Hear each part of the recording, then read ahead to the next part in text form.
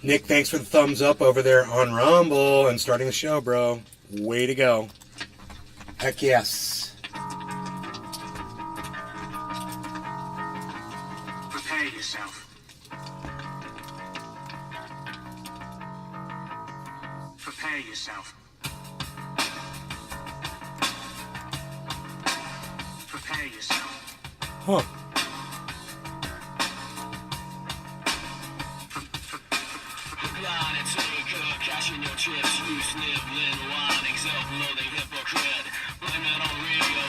Crispy Cat, Dabs for Days, Michael Haskey, Beastland Enoch. Hey, haven't seen you in a while, buddy. What's up?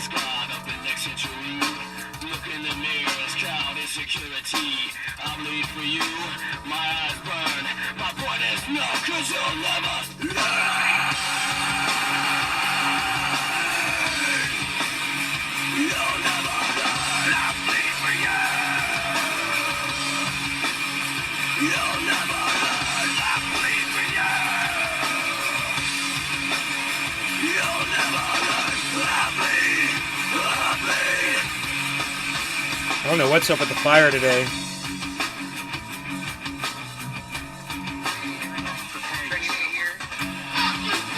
Oh, I know what it is. Fuck you, Michelle Bachman. Fuck you. There we go. Fuck you, fucking Levi's jeans. That should help.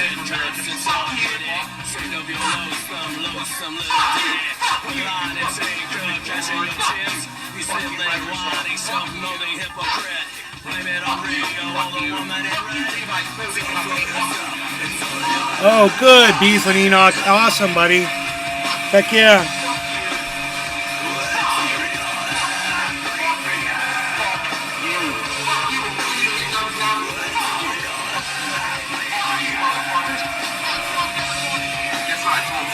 It starts with an L.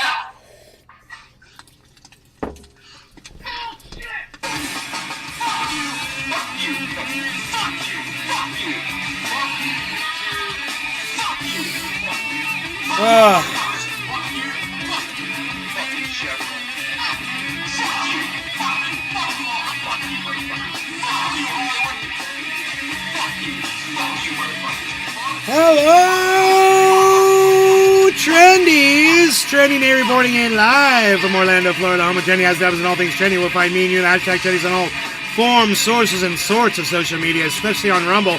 If you're not watching from Rumble, you're not fully supporting the show or free speech. So don't watch from YouTube and don't watch from Facebook. Come to Rumble. That's where you should be watching from because they're the only ones that give us free speech. Rumble.com/user/Nate's Garden or download the Rumble app on your phone now. Make an account. When you get the email, send the email back to them. Follow my channel and give me a thumbs up on the show. Don't forget the thumbs up. Thanks, guys.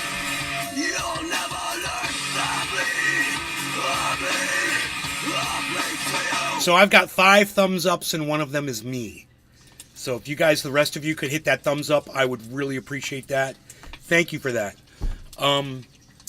Okay, man. So crypto's down. So people are looking to purchase and you want to get in underneath my average buy-in on Bitcoin, which is 37,250. There was a massive drop the last hour. It's just completely, the bottom's fallen out. And I will tell you, I bought before the drop. So I made the mistake. But you don't have to. You can wait, see how low it's going to go, and then you get yourself a little bit. And if you're interested in getting Bitcoin while it's cheaper now than it has been in the last couple of days, let me know in the chat if you're going to buy a little bit, and let me know how much you're going to get. You get $5, you're going to get $1, $10, $100, $1,000. Let me know in the chat what you're going to do. Love to hear from you. I picked some up myself. And then it all dropped. So, it always does. But I do that for you. So I feel the pain, the financial pain, so you don't have to. Let's see what's going on over here. This chat says 0, which I don't believe. Wow, you've all come over to Rumble, huh? We did it. I'm broadcasting to every single one of my channels, and it says there's 0 viewers. That's exactly how I want it. I don't want anybody on Facebook. I don't want anybody watching this from YouTube. I want you all watching from Rumble or somewhere else. You know, you want to watch from Twitter or Twitch, that's fine. You know, Odyssey or DLive or any of the other places that I broadcast to. Great. Just don't watch from YouTube and don't watch from Facebook, man. And maybe you'll eventually come on over to Rumble. You know? And let me know if you're having a problem. You're going to get 50, Crispy Cat? You'd like to get 20 of Bitcoins? Why not? Good. Well, you can get it while it's cheaper now than it has been in the last few days. So, you know, we were looking, it was almost at 38. It hit 38 4 or 5 times and then bounced back down. Right? So this is a good time, in my opinion. That's why I bought some. And I popped off a little early. So don't do as I do as I say. And you should make some money too, man. So I hope you guys do get it the good times when it's lower. And I try to tell you when I'm buying so you guys know. I don't want to leave you out in the cold while I'm sitting there, you know, counting fat stacks of Bitcoin. And you're like, well, dude, you didn't tell me when you were buying. There's one thing I fucking hate. It's a podcaster that shows up hours after a purchase and is like, oh yeah, when so-and-so crashed, I bought this, that, and the other. Yeah, where were you while you were buying it? Why weren't you live covering it while you were buying it? And telling your audience in that moment that this is the moment that you're doing it. So I go right on Twitter as I'm purchasing it and I make a tweet. And those of you that follow me and that you turn on notifications for Twitter, you will get that notification when I make that purchase. You should do that. Turn your notifications on Twitter and only follow me. I mean, only turn notifications on for me. And then when that phone dings for Twitter, you'll know it's me. And I might be making a purchase. Or I'm tweeting something interesting and worth reading that you're going to enjoy, I'm sure. Or make you laugh. Or make you smarter. Good. When you guys make your purchases today, let me know how much you bought. And let me know at what price you were given from wherever you're... And let me know where you bought it from. And let me know what your fees were, too. Anybody that's buying today. I got a nice low fee this morning. One of my purchases. And then my second purchase, it was a little more expensive. But I didn't care. Because I know where the market's going. And I watched something this morning and it really inspired me. It was Lark Davis, who I can't stand. Right. But anyway, I digress. I listen to people I can't stand sometimes because I benefit from that. You don't do this all the time. You know, you want to hear. And something he said resonated with me. What he said was... this is an accumulation period. This is the time when people that want to have a whole bunch of Bitcoin that's worth a whole lot of money and maybe sell it and make some cash. This is the time that we're picking it up right now.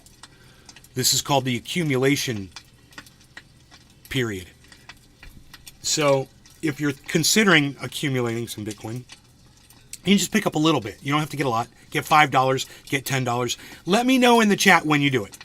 Okay? I'd love to know if you guys decide to purchase at this price.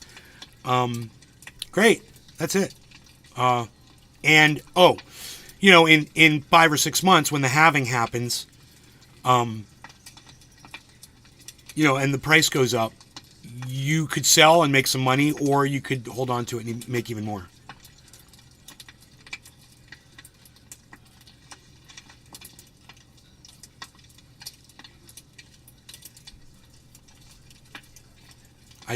I'd have giving up 30,000 worth of work in the past 2 months.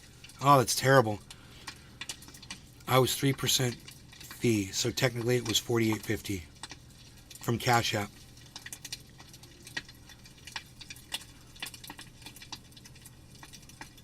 Yeah, you just bought $50 worth? There you go. There you go. I bought a lot more. And I want you guys to know I'm trying to get 10 Bitcoins together. So I'm working towards that. I might not make the goal, but I want to be close to it. You know, when Bitcoin explodes, I want to have close to 10 Bitcoin. Because if it goes up to 100,000, then I have $1 million in Bitcoin, which would be great.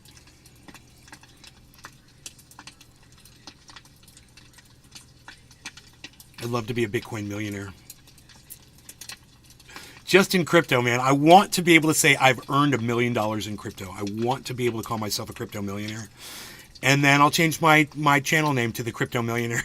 No, I'm joking. Oh.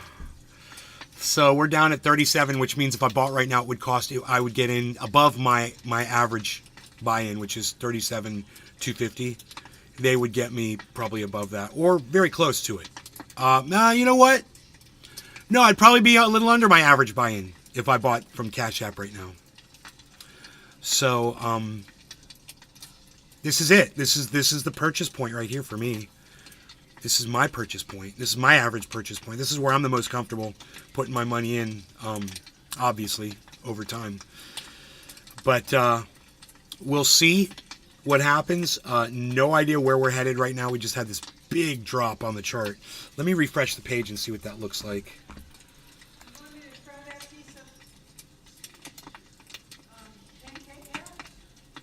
What about it? What do you want me to do with it? Are you finished with it? I mean, you could put it back in the fridge if you want. You're going to eat it if I put it away? Thank you. Yeah, so the chart recharted. It's not doing what it did a second ago, so it doesn't look anywhere near as bad as it did. It corrected. So that's why I refreshed the chart, because it looked horrible, man. It was just a straight drop down. I was like, I don't know, man. I don't think it's that bad. And it's not. It's not. It's not bad at all. But it's a good place to purchase. This is my purchase point, you know. So that's what I'm doing. Is I'm telling you, I'm being completely transparent and open with you guys, and not trying to go over on you, and not trying to make money off you or anything. I'm just telling you, this is when I wanted to purchase it, and I just want you to know that too. That's it. No pressure on y'all. Whatever. Why do you could say fuck you to all the people who say it was impossible? Could you say fuck you to all the people who say it was impossible to make money in crypto? I don't think anyone's ever said it's impossible to make money in crypto. I mean, I think there's a lot of people who say it's a losing venture, that it's risky, but there's too much evidence that a lot of people have made a lot of money with crypto. So how does anyone say it's impossible? It's just not a factual statement. It's weird. Keith GC says you have to have a lot of money to make money in it. Really? Is $100 a lot of money? Keith GZ, is $100 a lot of money? Because you could make money in crypto, a lot of money in crypto, starting with just $100 and learning how to trade.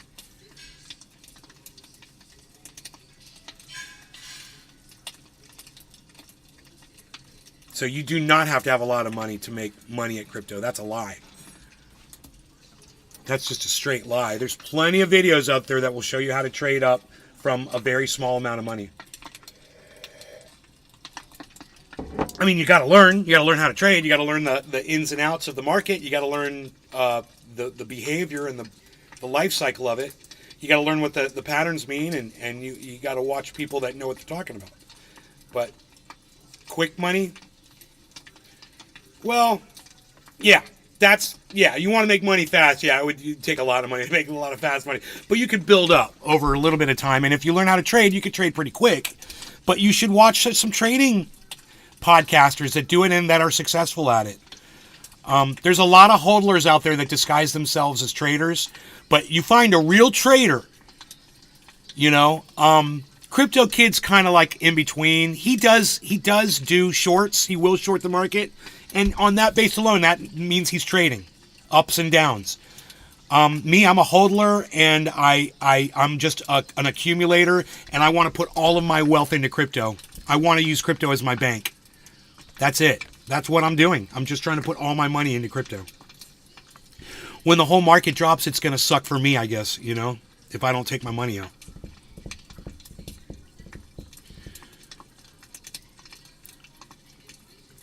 Yeah. You can learn how to trade.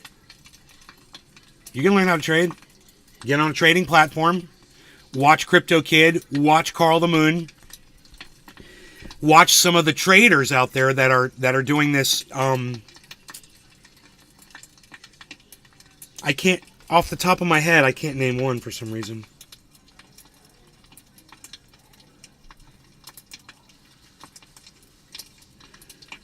But there are active traders out there, and they will tell you what they're doing. They'll tell you when to buy, when to sell, when to short, when to long. You just have to open up your ears and start clicking on links, guys. If you want to do it, you could just, sit there and wish you had enough money for that fucking weapon that you want in the video game you're playing, or you can make some money on crypto. I mean, some people play games where they pretend they're making money. Like stock market games, growing cannabis games, building, even Pinoy plays that game where he's building stuff out in the woods and surviving and doing, but he's accumulating, right? Think of all the time he spends doing that. For what? To make what at the end of it? To have nothing to show for it. When you play a video game, at the end of it, you've got nothing to show for it. If you play crypto, well, you can have some fucking money, real money that you can use in real life. Maybe you just want to spend the rest of your lives in the video game realm and you don't care about making money. You're very happy and satisfied just sitting there staring at a computer screen all day. But that doesn't work for me. I tried that. It doesn't work for me. I need more. There's more to life than sitting behind a computer screen, man. I spent a lot of time doing that too, doing these shows, and I realize that.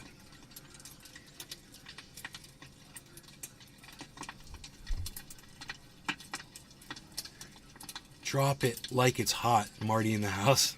My mom doesn't like it because she doesn't get it. She's 80 years old as of 2 weeks ago, Crispy Cat. Well, my mom understands that I just made $19,000 off of my Bitcoin that I bought back in January. My mom understands that. I told her that. I'm like, I got $19,000 more that I didn't have before.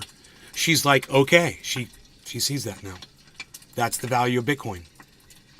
If everybody else had bought a whole Bitcoin when I did, and I know you couldn't afford it back then, it was $17,000, but now you'd have an extra $19,000 on top of the $17,000.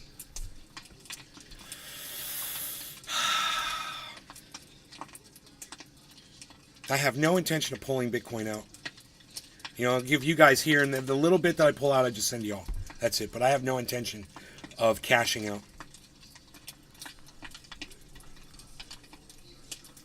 Nobody can ever tell you how trying to steal money from anyone when you have been actually giving. Oh, I got you. That no one can say that I'm stealing money or that I'm using my audience to profit off of them, because what I do is I actually give them. I see, because I'm giving you guys crypto. Right.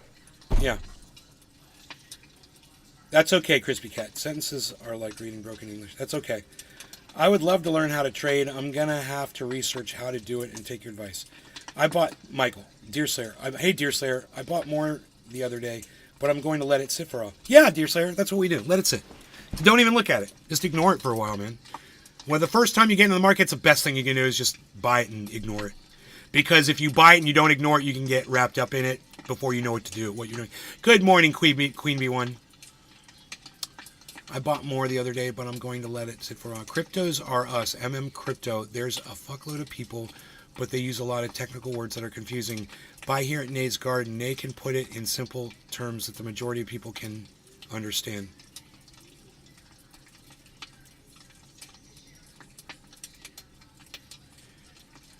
Yeah, I don't want to confuse anybody with technical jargon. Absolutely not. I know that can scare you off.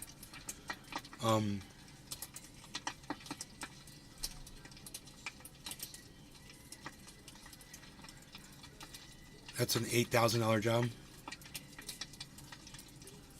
Yeah, it's crazy, man. You rely on your truck for that job. Yeah, I understand.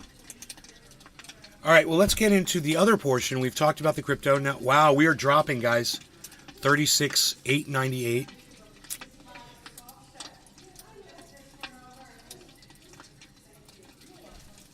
Hey.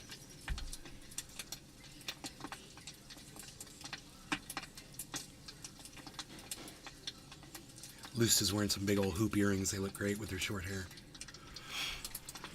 All right, so now for those of you who didn't know Lusta before, she used to have super long dreadlocks. Super long, and then she just cut her hair. She cut it all off. And she looks great both ways. Okay, so let's see.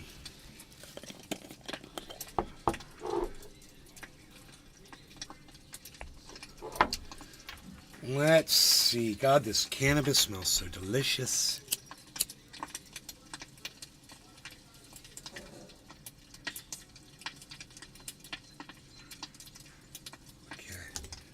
Melty, melty love on the end of my dabber. Melty, melty love on the end of my dabber. What? That doesn't sound right. Okay. Down almost 200 from the start of the show. Yeah, right? It's dropping, guys. It's why is it drop? Because I bought a whole bunch. When I buy it, it always drops, man. I always buy it the worst time. I don't know why this happens to me. But at least I tell you, man, and then you know, you're like, oh, Nay bought, that's good. That means it's going to drop. I'll wait an hour or two and then I'll buy. I'll get in under Nay. Yup, as you should. And if that's what works for us, and if that's what we have to do, I don't care if I'm the one that's getting screwed while you guys are getting over on me. I want you to. Seriously, I want you guys to do way better in crypto than I'm doing. So pay attention to my tweets, man. Follow me on Twitter. It's at Nay's Garden. And turn on your notifications for Twitter so you get those in real time. Or just check Twitter every few hours, you know. And definitely go through my tweets because they're obviously not going to pop up even if you follow me. They're not going to pop up in your feed. You're going to have to go to my at Nay's Garden channel, I think. Because Elon's scared of me.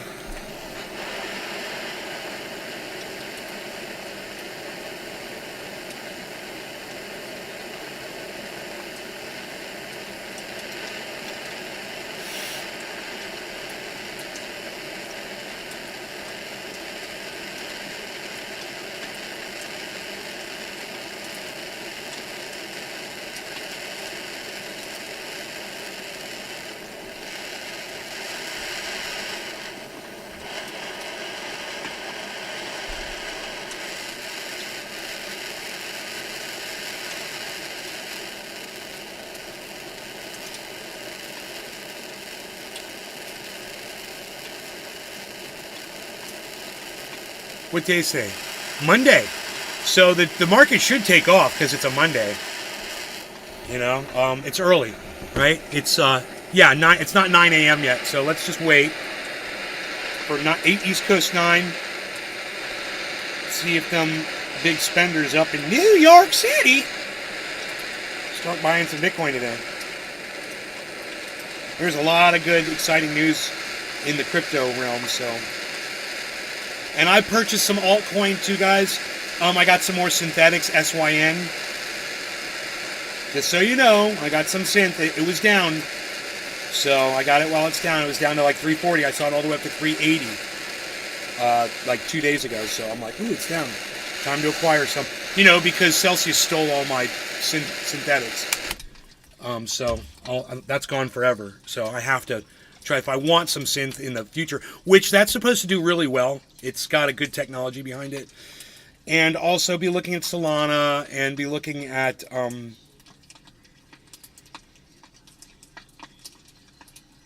Cardano. I would be checking Cardano and, of course, Polygon Matic. Okay, let's do 25. 25. We should be fine at 25 minutes into the show. Hey, hippie chick. Hello. Hypocrite pattern. Cheers, everyone. All right, cheers. If you're watching over from any other channel, you guys, come on over to Rumble. Here's a link in the chat. Come join us on Rumble because that's where the community has moved to. You might as well see what everybody's saying and be able to get all the information there, see how many people are watching and all that stuff.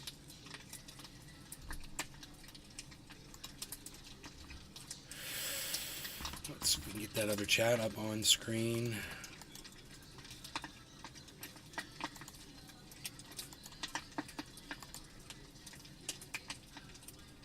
Here we go.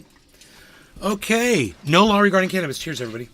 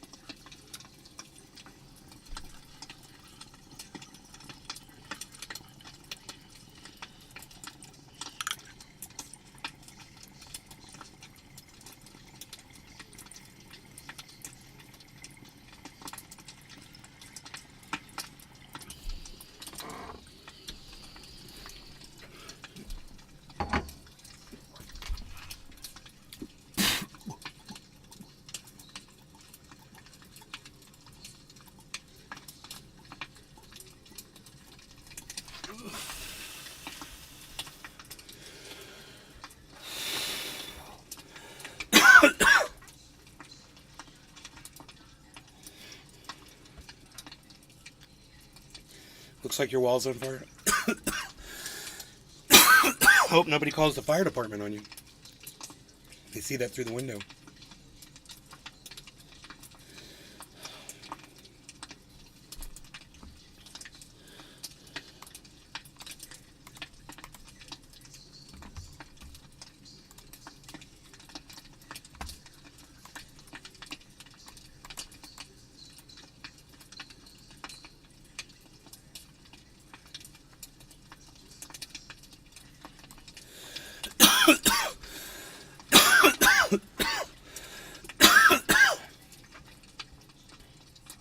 $36,890. Oh my goodness. I think it's going to keep dropping.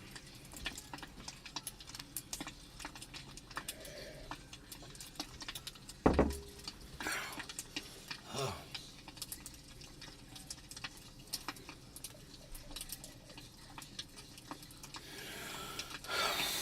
36,885. Oh my goodness, it just dropped 15 bucks. No, 5 bucks. 10 bucks.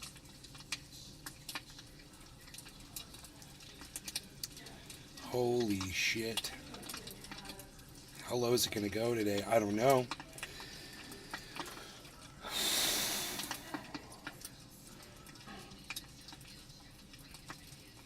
They're saying that there's a rising wedge pattern and it's supposed to be a shoot upwards, but you know, I don't know which chart that was.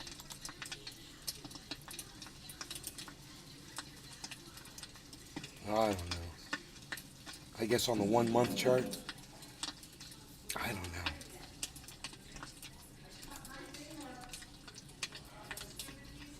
$36,888.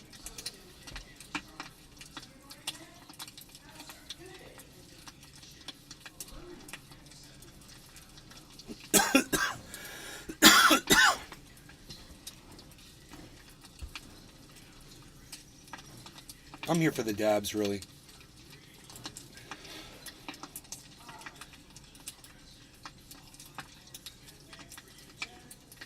Trendy Orca, we do not call it X. We call it Twitter. Okay? What are you, sucking Elon's dick now? You're going to use his words? What, are you going to start calling cannabis marijuana too, bro? Really? You just called Twitter X? You're using Elon's name?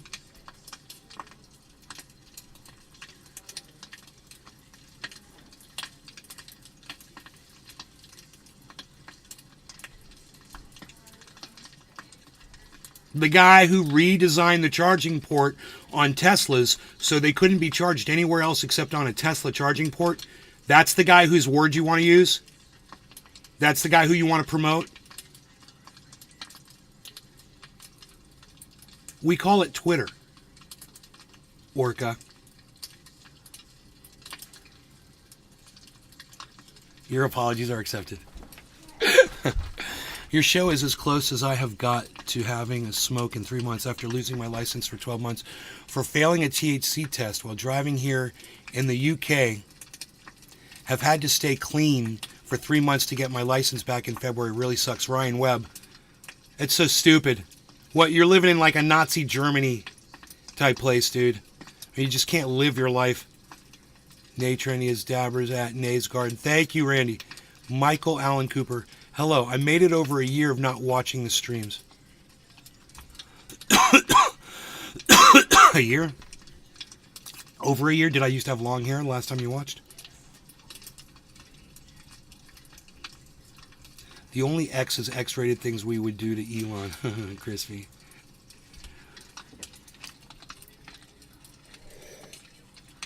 I think somebody should buy Twitter from Elon and name it and rename it Twitter. Change the name back to Twitter. That would be hilarious. And you know what? I guarantee you whoever did that would make so much money because all the advertisers would come back.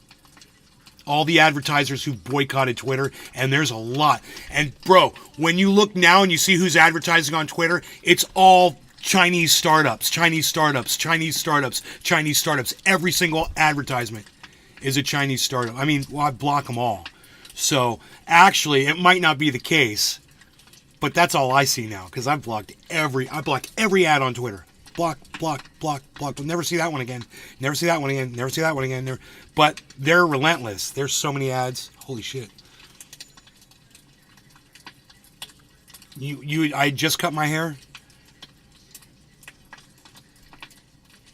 The flower. Yeah, move out of the UK, man. Come to the United States. Immigrate. Immigrate to the United States, bro. Move to a legal state. You know, Colorado, California, a place where you can grow your own, preferably.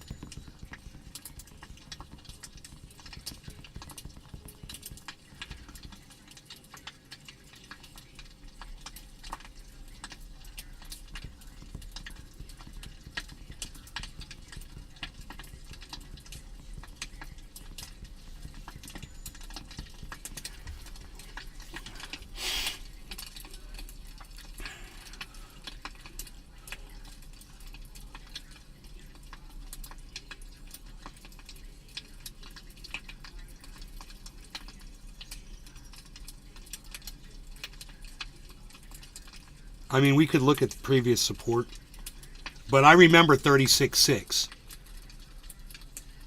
So I know if we go down to 36.6, I know we're going to hit a good level of support there, and if we don't bounce up, down goes Frazier.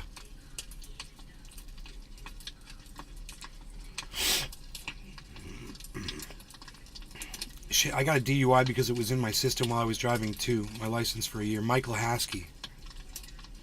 I have thus been educated to always call it Twitter. Did you hear Ireland came together and protested about all the immigrants? Yes, I did, Crispy Cat, yes. Definitely. Okay. Bad. Okay. 100% thinking it, Ryan Webb. I'm in a better environment. Hell yeah, Ryan. For my mental health because I wanted to end it all before graduation. Michael Allen Cooper. Holy moly.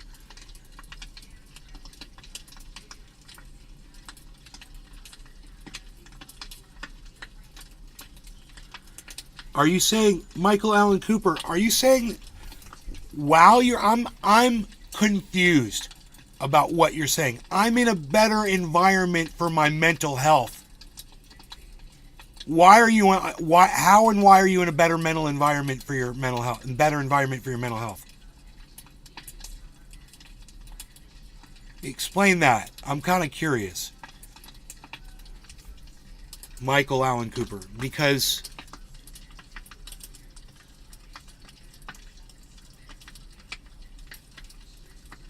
all you said was you weren't watching streams.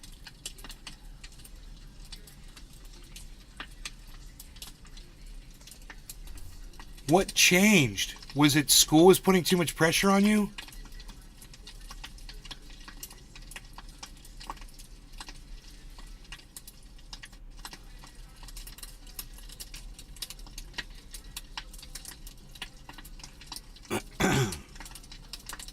Bro, if I buy a little Bitcoin right now, it'll drop.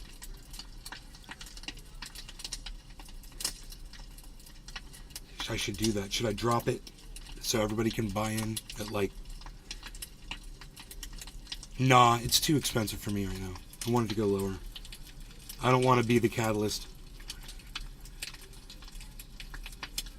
Bullying and harassing at work and school. God, Michael. Hey, Tula.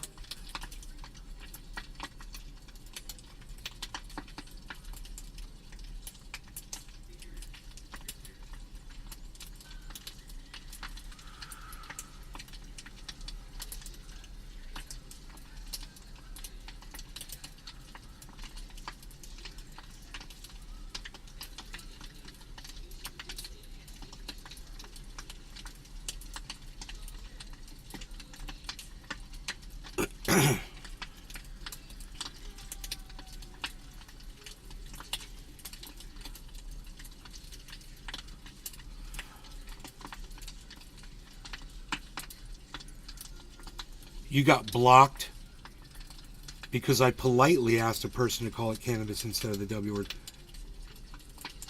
on Twitter.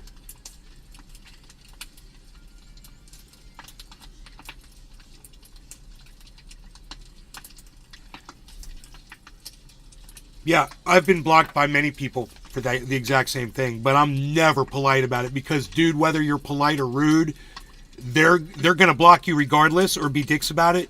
So I'm just rude right from the beginning because you're already disrespecting my cannabis when you call it weed. You're already a fucking liar. You're lying to me when you call it weed. You're a fucking liar. You lied to me. You just called it weed. It's not useless. That makes you a fucking liar. So I don't have to be nice to you. You're a fucking liar. You know better. You know, you've heard people call it cannabis, and the fact that you're too fucking lazy to find out why they're using that word, that's on you.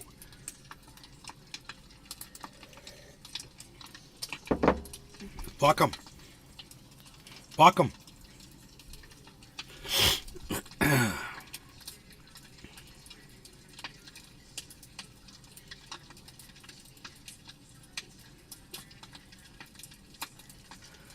I mean, once you know, you know. You know, once you learn, why go back? Why go back to being a racist? Why go back to being disrespectful of cannabis? Why go back to being a liar? Why go back to disrespecting the people that use cannabis? You know, calling them potheads and stoners. You know? Why go back to that? Once you learn it, oh, it means you're ignorant. It means you can't learn. Fuck them. Orca, fuck them. I'm sure you were very polite and you made perfect sense, and people just get butthurt over the truth, bro. You know how many people I've left butthurt off of this show? I'm just gonna put a number out there. I'm gonna guess probably 30 or 40,000 people have come to the show, heard me calling it cannabis, engaged with somebody over them using the word weed or pot or dope or marijuana or reefer, you know? And then they're like, oh no, fuck this guy. That's ignorant. I'm going to go smoke my weed. That's ignorant. Okay, fine. I'm sure it's in the tens of thousands of people. I'm sure. I don't give a fuck. At some point in their pathetic life, they're going to realize they're wrong and I'm right. You know, cannabis deserves all the respect we can give it. And just simply by calling it correctly by the correct name, we're doing it a huge service. You know, just by going out of our way a little bit for it. It's gone out of its way for us since we were able to smoke it, right?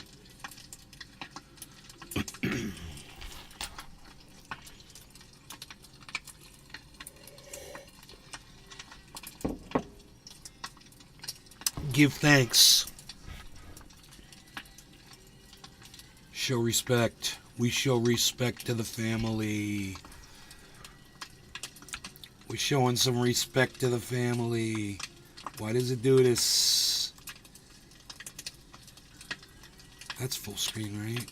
We should do this. A little bit more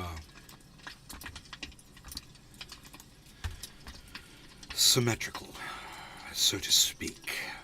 We need the symmetry.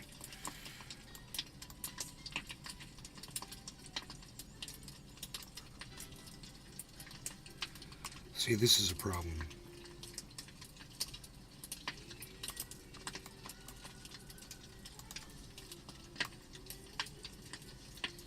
This is a problem. I don't know how to deal with this.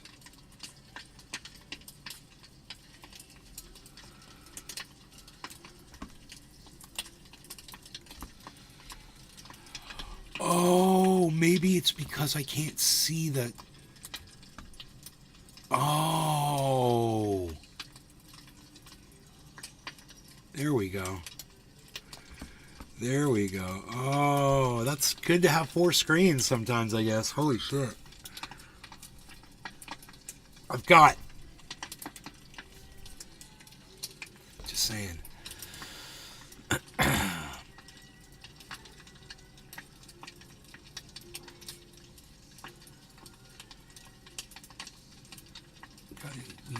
Those are words that haters call it, and the people they refer to using those words are not true medicated. Well, they're innocent Michael Haskey when they use those terms, just like all of us were, until they're educated. A lot of those people aren't educated yet. They're innocent until they learn, until someone tells them, marijuana's got racist origins. It's a racist word. And when you use the word marijuana, you're being a racist. Because that's what a racist does. They use racist terminology. It's part of being a racist.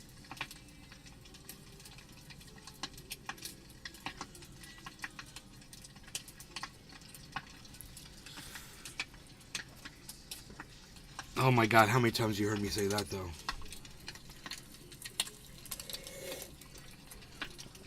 I wish Jack Harrer was here, man, to keep carrying that torch. He was unapologetic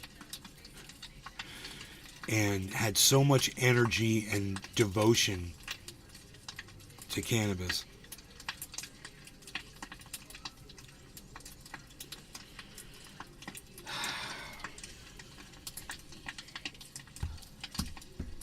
I couldn't believe what that representative from True Leave was saying about, it'll be good if the federal government takes cannabis off of Schedule 1 because then we'll be able to make so much more money. She literally said it just like that. In fact, I've got it right here. Let me just read you that one statement.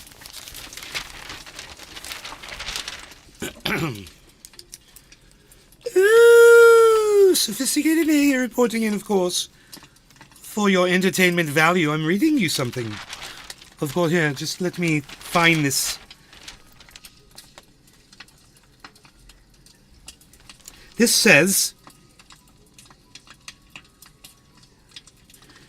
legalizing recreational marijuana is one of the biggest single catalysts for the industry, she said.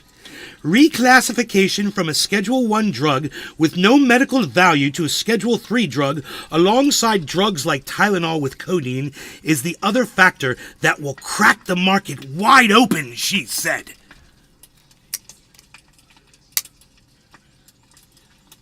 Anyway, that's the representative for Truly. She's the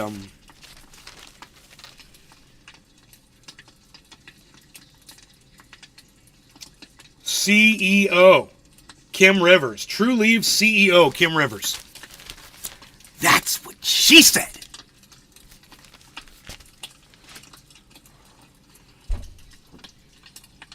It's got nothing to do with your health. It's got nothing to do with making people's lives better. It's all about her making more money. And that's it. The industry is already spoiled beyond, you're not getting it back. It's just like everything else. Politics, freaking energy supply, every other corporate driven, form of commerce. It all goes the same route. Greed. And it's disgusting, and I freaking hate it. I hate the greed.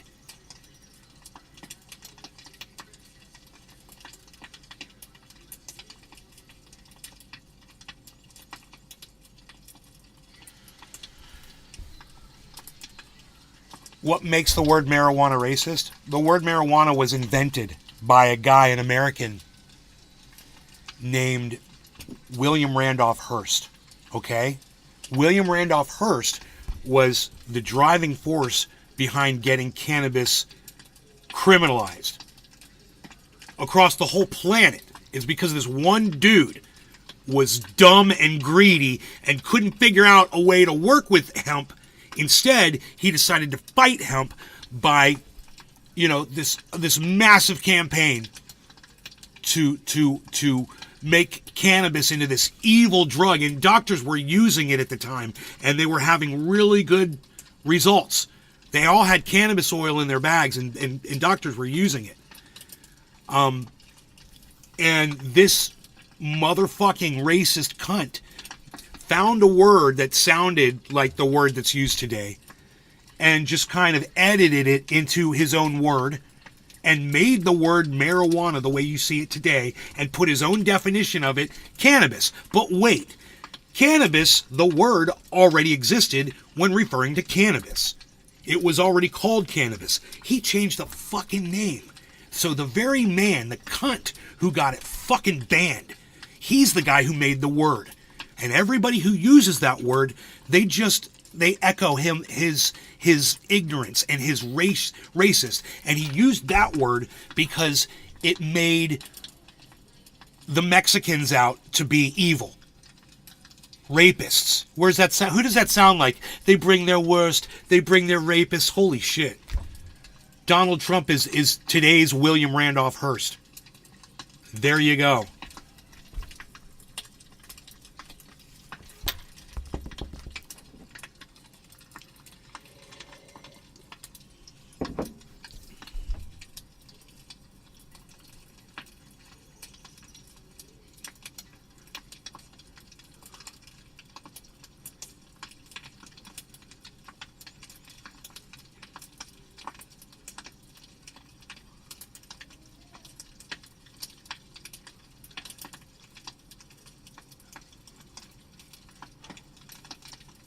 You're welcome.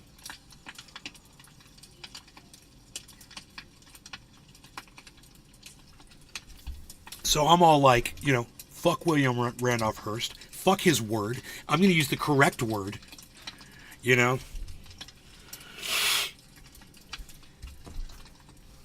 And, he also liked the word weed. He called it the devil's weed. And he helped produce a movie called Reefer Madness.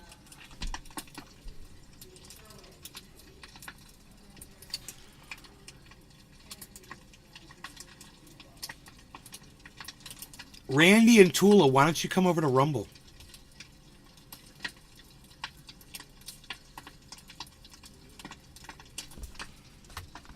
And all of you, come to rumble.com/user/Nays Garden. Watch from Rumble, guys. Download the Rumble app. Download the Rumble app.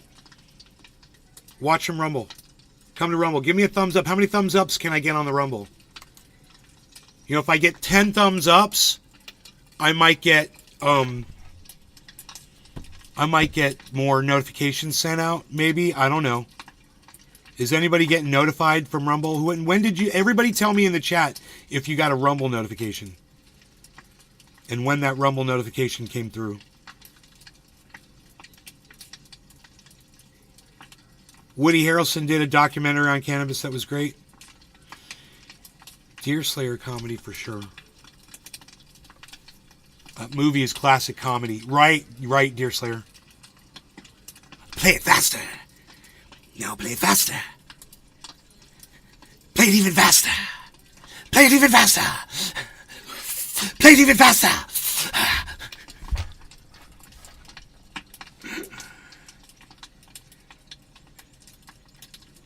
It says 15. Yeah. Deer Slayer says no. No notifications. Thumbs up, Mike Lasky. It says 8:16 a.m. You got a notification? 8:16? That's probably when I went live, man. Yeah. You got one right when I went live, Frisbee Cat. Nick says right when the show started. Good. You guys got those timely notifications. Excellent. I hit the thumbs up. When I see YouTube, I come here. Well, we got over 10 thumbs up, so I'm assuming more notifications are going to go out. But maybe all the notifications went out. So that's great. I wonder how many people have notifications on for Rumble,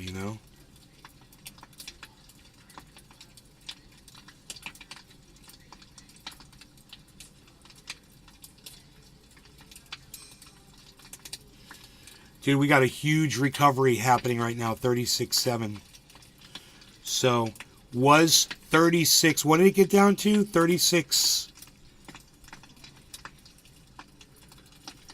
It got down to 36.8. 36.8. And it bounced up. I could have bought it 37 if I had bought it that moment. A little under my average buy-in.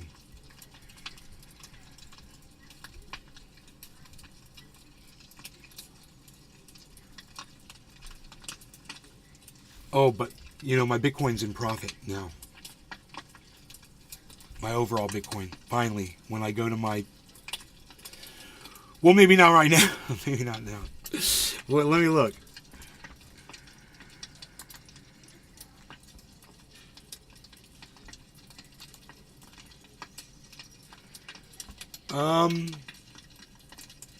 Right now it's negative $1,888 across all of my Bitcoin holdings. And on here it says $314,000 in Bitcoin holdings. So it has to go up for $2,000. It would have to go up $300. When Bitcoin goes up $300 or so, I'll be probably in positive. My synthetics is doing worst, and my Sol is doing best right now at 26.8% on my Sol, my Solana. I bought Solana at $24, $25. I'm sure I told you guys when I did. It was a long time ago. I bought some Solana. I bought 50 Solana. They were 20. It was expensive. It was like $24 each. You know, I was watching it when it was 11, and I knew there was a lot of buzz around Solana, and I was like, and I didn't buy any at $11. I waited until it got all the way up. It went way up, and then it dropped down to 24, and I was like, I'm getting it now. Because Solana's got the potential to go way up, so it's an active blockchain, and there's a lot going on with it. It's SOL. So that's good that my Sol's doing good. Nothing else in profit here. Solana, $629 in profit. Nothing else is in profit. I love it. We're at that moment, you know, that we've been waiting for, where the market's finally going to go. My Bitcoin, because tonight is $18,900 in profit.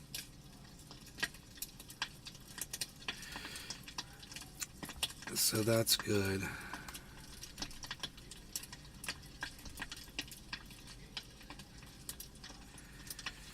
That one Bitcoin I bought, $18,900 in profit.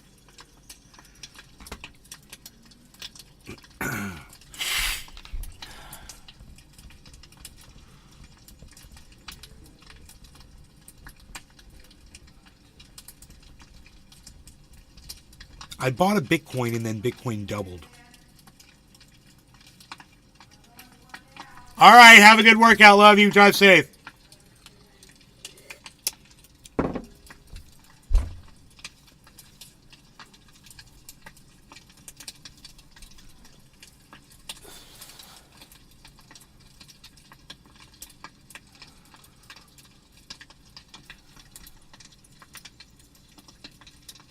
I just finished my kafef.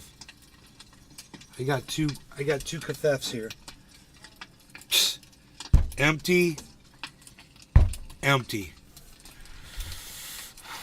And I'm sad. Happy 710. Cheers. And I'm sad. And I'm sad.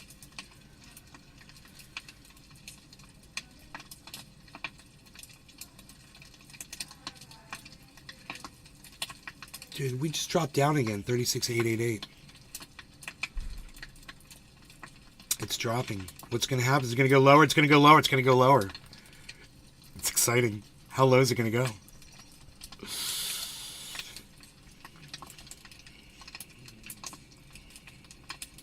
completely reversed the recovery that it just did.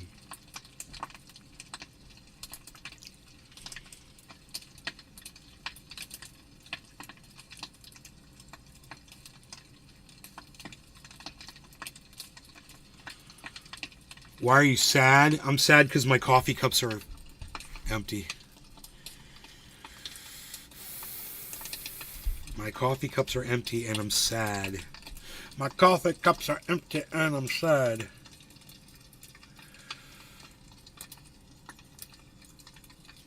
Don't be sad. Make more coffee.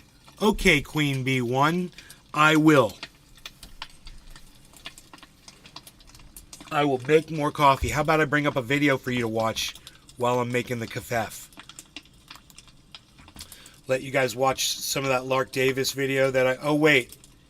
Oh, here we go. Here we go. Bitcoin's about to collapse. Hey Crypto Kids, and welcome back to another video. Today we're going to be jumping into the price of Bitcoin, looking at a couple of different charts because, well, Bitcoin is seeing a reversal from the resistance line of this ascending triangle, and on top of that, we can see here that there's actually a very strong correlation to another point in Bitcoin's past. Now, we'll also look at a macro chart, which is very bullish in the macro long-term scape, and finally, ladies and gents, we're also going to be jumping into some on-chain analysis and some more data, guys. So for all of that and much more, make sure to stay tuned until the end of this video. I had an awesome weekend, but now we're back to the charts. We're back to Bitcoin because Bitcoin is moving. Ladies and gents, I'm Crypto Kid, and let's jump in to the video. So first thing is first, I want to talk about Bitcoin, right? So let's talk about Bitcoin's price. Now, Bitcoin, we saw a break above this ascending triangle, and I took the risk of opening a long position with low leverage and a stop loss at around here. So I took that risk because really, if Bitcoin did break above, I did believe that $42,000 could be possible, even though that in the midterm we are expecting a little bit of a drawdown towards, towards a lower level, because we can see over here that I use 3-period moving averages, and they are from the 7, 30, and the 3, right? They make up a system called Consensio. And we can see here that the short-term moving average is starting to kind of swivel towards the downside, just like we saw back here on the 6th or the 30th of August in 2021, and that could lead towards a drawdown to very critical level of support, which then Bitcoin can continue pumping towards the upside. So I think the exact same scenario is happening here. Bitcoin may have an intermediate drop towards the downside back to maybe not the 31, but potentially the 34K level, and I will show you why 34K is super important. And guys, remember, in the previous video, that's a hell of a drop, guys. For $34,000. That's going to be like my very good entry point, and I did that over on Bitflex. So guys, by the way, if you do want to be trading Bitcoin or cryptocurrencies, you can head over to the link in the description below to still sign up with Bitflex, because you can still get a chance to winning 1,000 USDT. It is currently, you still have 3 days and 18 more hours to potentially win the 1,000 USDT. And I know it says Black Friday, but it's not Black Friday anymore. It's the Cyber Monday sale. So if you sign up to TradingView, you can still get a chance to, of course, take advantage of these promotions going on with TradingView for Cyber Monday. But back to what I was discussing about. So let's go back to the chart. I was saying that I think Bitcoin can have a drawdown to the 34K level. And the reason being is, if we have a look at the total liquidation heat map, there's around $1.5 billion worth of liquidations at the 34K. So if Bitcoin draws down to 34K, all of these massive liquidations will also be triggered. And looking at a shorter scale time frame for Bitcoin, now we can actually change how this pattern. Dude, that doesn't give us a reason. What he just said didn't even make sense. Did you guys catch that? So let's go back and listen to him say that one more time and see if you can make this make sense. Listen to what he says. But back to what I was discussing about. So let's go back to the chart. I was saying that I think Bitcoin can have a drawdown to the 34K level. And the reason being is if we have a look at the total liquidation heat map, there's around $1.5 billion worth of liquidations at the 34K. So if Bitcoin draws down to 34K, all of these massive liquidations will also be triggered. And looking at a shorter scale time frame for Bitcoin, I mean, how is that a reason? It's like he says he's going to tell you the reason it's going to do it, and he goes, if it goes down here, this will happen. What? Did that make sense to any of you? Let me know in the chat. Let me know if that made sense to any of you. now we can actually change how this pattern is looking like, because it's no longer an ascending triangle, because the resistance line, it has been broken, and we're back inside. So now it's actually an ascending wedge, and ascending wedges are unfortunately a bearish pattern. So that could give us a target of around $34,000. Now, guys, by the way, like in terms of breakouts, fake breakouts happen all the time. I get this question asked a lot, also in my trading seminars. How do you manage fake Bitcoin breakouts like the one we saw? Well, basically, the thing is, with Bitcoin, I like to take risks, and with that risk, I put a stop loss, which get my if coffee. it hits it, then I'm not too bothered about it. But eventually, right, you're going to be right with the breakouts. So at that point, hopefully that should cover all your losses and make you a lot more money. So that's how I treat fake breakouts personally, but it is something that I struggled with when I was a beginner, and it's completely normal. It is something that goes on, but of course I got to make my daily mention of orange juice. Orange juice is still very high in price, and yeah, it is pretty crazy how orange juice has been doing. But I want to jump into a more of a macro chart. Wyckoff is still in play if Bitcoin draws down to 31K, but let's see how we hold up 34K in the upcoming days. If we hold 34K, then Wyckoff I don't think will play towards, I don't think it will play, but 34K is very important. Now I want to look into a macro chart for Bitcoin. So in the macro, yes, in the intermediate short term, we are bearish on Bitcoin. But once we have a look at the overall monthly chart, Bitcoin is incredibly bullish, because we're seeing all of these parabolas forming, coming towards coffee time. So these are called parabolas, and all of these parabolas cause massive price movements towards the upside once we measure it from the lows of Bitcoin. And look at that. So now we're coming towards the fourth halving of Bitcoin. He says, and we're already dude, forming this. he says halving, and I'm like, bro. Yeah, there's an L in the word half, but you don't pronounce it. You don't say halve. And you've heard everyone in your lifetime say halving. Why are you saying halving? It doesn't make sense. Stop saying halving, you fucking idiot. Hey, Stick, what's up? This parabola. I'm not playing COD right now. We retrace down to the 31K, which is the same level that we've been discussing right over here. So 31K is possible, and that would actually create a very coincidental, drop to parabola support. I don't even know what he just said. Coincidental. That's the maximum level. If we go down below this parabola, coincidental. So that's like the same with the Willy Woo chart that I showed in the I previous can't even video. keep up with his mispronunciations anymore, man. $30,000. So I don't think it'll go below $30,000. So 31K is possible, but if that happens, I still believe that Bitcoin will massively go towards the upside. And if this 31K drop happens too, as you guys know, I have many active orders on Bitflex to continue buying up Bitcoin. But ladies and gents, that's pretty much it for the Bitcoin technical analysis. Now let's go ahead and look at the news. So let's have a look at this. This is actually pretty funny. So there goes the drop, 820. So Jim Cramer is very famous for his Bitcoin calls in the sense that whenever he says, remember, I told you, watch for 36.6 to see a point of support here.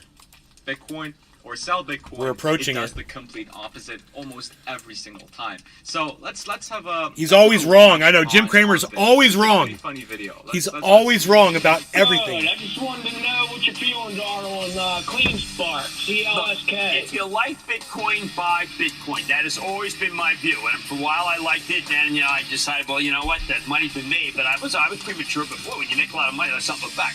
Let's go to John in Texas. John. So there you can see that Jim Cramer is saying that if you like Bitcoin, buy Bitcoin. But we can see here that back on December 5th. Jim Cramer advised investors to sell all crypto investments when Bitcoin was just trading at $17,000. And that's when I was buying it. $50. And since then, Bitcoin has rallied 118%. You guys, that was my buy-in for Bitcoin was 17,150. This is so fucking funny. I did the exact opposite that Jim Cramer did, and now I've got $19,000 extra Bitcoin. So the inverse Cramer ETF is still very, very much profitable, ladies and gents. So that is very nice to hear. Now, the second bit of breaking news is, of course, the Binance situation. Let me give you some updates on that. So the new CEO, this is from the new CEO, Richard Tang. He said that Binance is just a 6-year-old company. It's relatively young, and by measure, in human terminology, it's a child preparing to go into early school. So it's kind of out of that startup phase, and he's saying here that they want to, become more of a financially institution targeted exchange. So over here, he wants to grow the 5% of their market share that they have in terms of, financial institutions that use Binance as an exchange to around 20%. So institutional money causes the share of individuals owning crypto to swell to 20%, it is said on this article from fortune.com. So that is very interesting. I found that very, very interesting, to be honest. And I guess they're going to be more focused on institutional clients rather than retail investors. Now, an on-chain data I want to show is that, which I found pretty cool, we can see that the long-term holders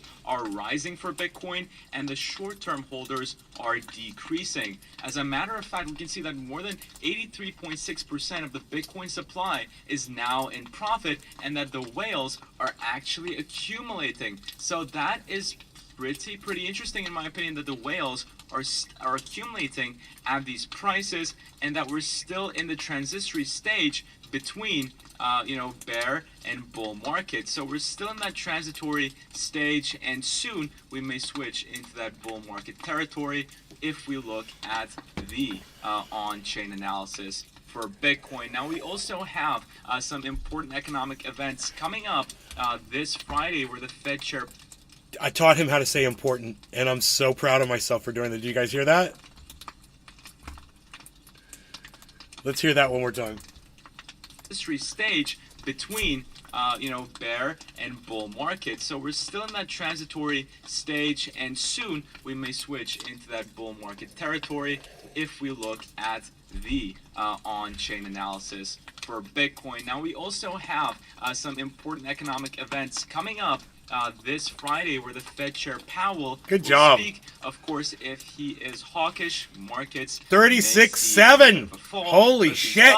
Then the S&P can watch for 36.6, guys. The upside. So that is not bad whatsoever. Ladies and gents, I am also hiring. So if you go to the description below, you can actually find this link here, which if you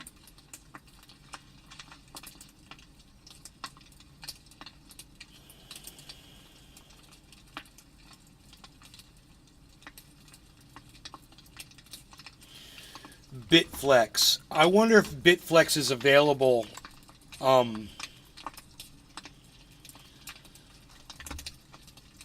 for Americans.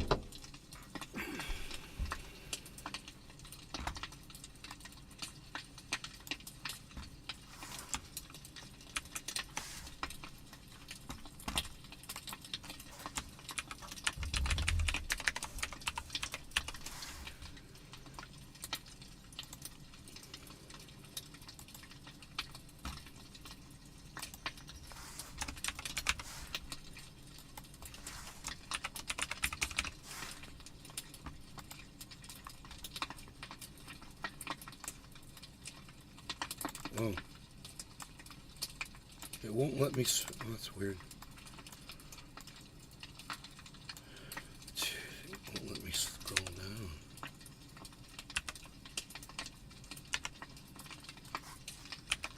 United States isn't listed. Dude. You can't get a Bitflex account if you're in the United States. Wow. You'd think you would tell people that.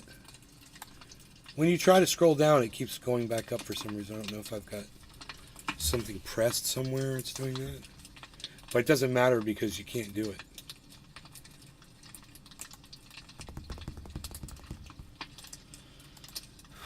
I confirm that I'm not a resident of or located in the United States of America. There's a thing you have to check.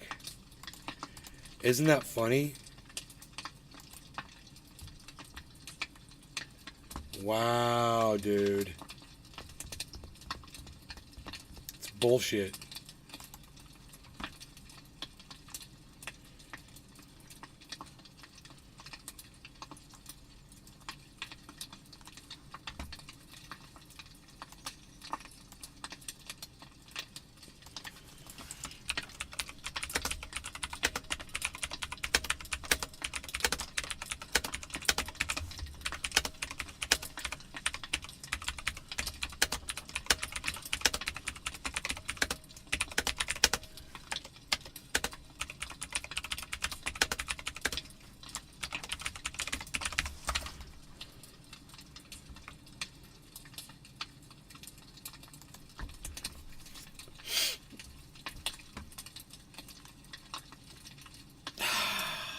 All right, it went back up, 36.8.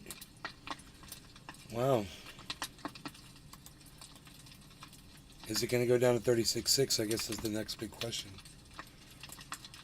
Hamas renounced violence. Yeah, sure they did. Right. Renounced. Come on, dude.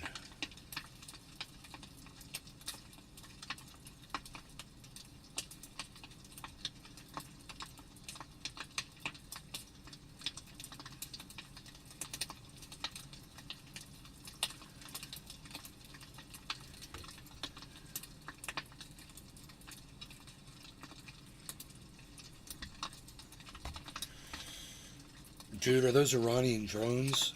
Hezbollah's got drones that are blowing up Israeli tanks, and I wonder if those are from Iran.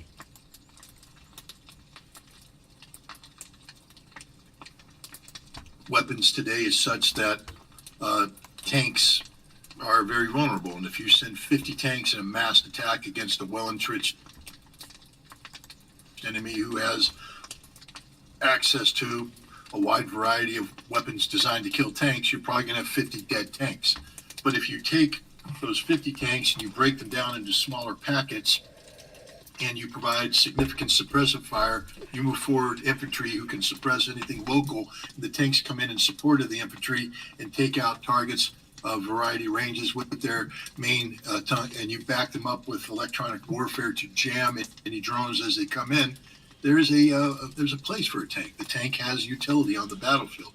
Tactics have to change in accordance with the weapons. You know, there was a time when massed infantry assault was considered to be the way to go. Then the machine gun got invented, and it was like, nope, we don't want to do that. But that didn't mean the infantry went away. So I think you're going to see that tanks, the employment of tanks will have to be adapted to the new reality of the battlefield, which is being done right now. Drones have taken over. I am looking forward to the opportunity when Russia finally publishes, and I'd like to see Ukraine do it as well, because the Ukrainians have made innovative use of drones as well. The Russians, have to contend with these first-person view drones that the Ukrainians have put out, and the Ukrainians have employed some American loitering drones, kamikaze drones. But I think the Russians, together with the Iranians, have taken it to a whole new level. And I can't wait until they start publishing how they've taken what in many cases was a local innovation, meaning that the Russian Ministry of Defense hadn't come up with a formal drone strategy, especially these first-person drones. And suddenly they've made units where these first-person drones are actually employed as part of their maneuver concept. As the infantry moves forward, these drone units come in and employ their drones who hunt down the enemy, who suppress artillery, who take out tanks. I can tell you the United States isn't doing that right now. There's no one doing that effectively. Game changer.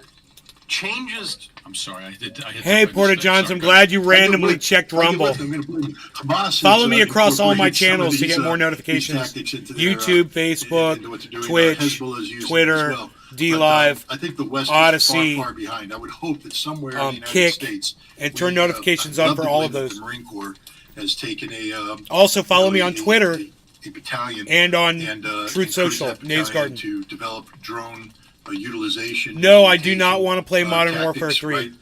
Write up a new doctrine about it, and then we get those in the Marine Corps, because this is the new way to fight. You have to have these drones, or else you're at a huge disadvantage. All right. My mistake. Sorry, I had my finger on the game changer button, and for some reason it went down. You just like to hurt me. That's the bottom line. Yelena, see what he does? See what he does? Yeah. Game changers. Changes to the game such that the game can never be played the same way again. All right, Frank from New York. The U.S. and U.K. have carriers in the eastern Mediterranean. If they get involved in the current Israeli-Palestinian conflict, what cheers. air defense systems does Hezbollah and their allied forces have to defend themselves with, and how effective do you think they will be? Will these lunatic neocons push to attack Iran? I don't think Hezbollah has, anything equivalent to the S-300, S-400, surface-to-air missile systems. I think. No. This is my only question. Does Hezbollah have Iranian drones? That's all I want to know.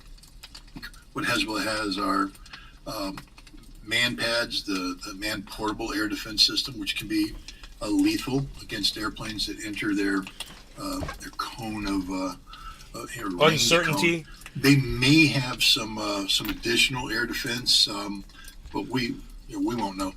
Syria has air defense, but I don't know if Syria would extend that air defense umbrella over Lebanon.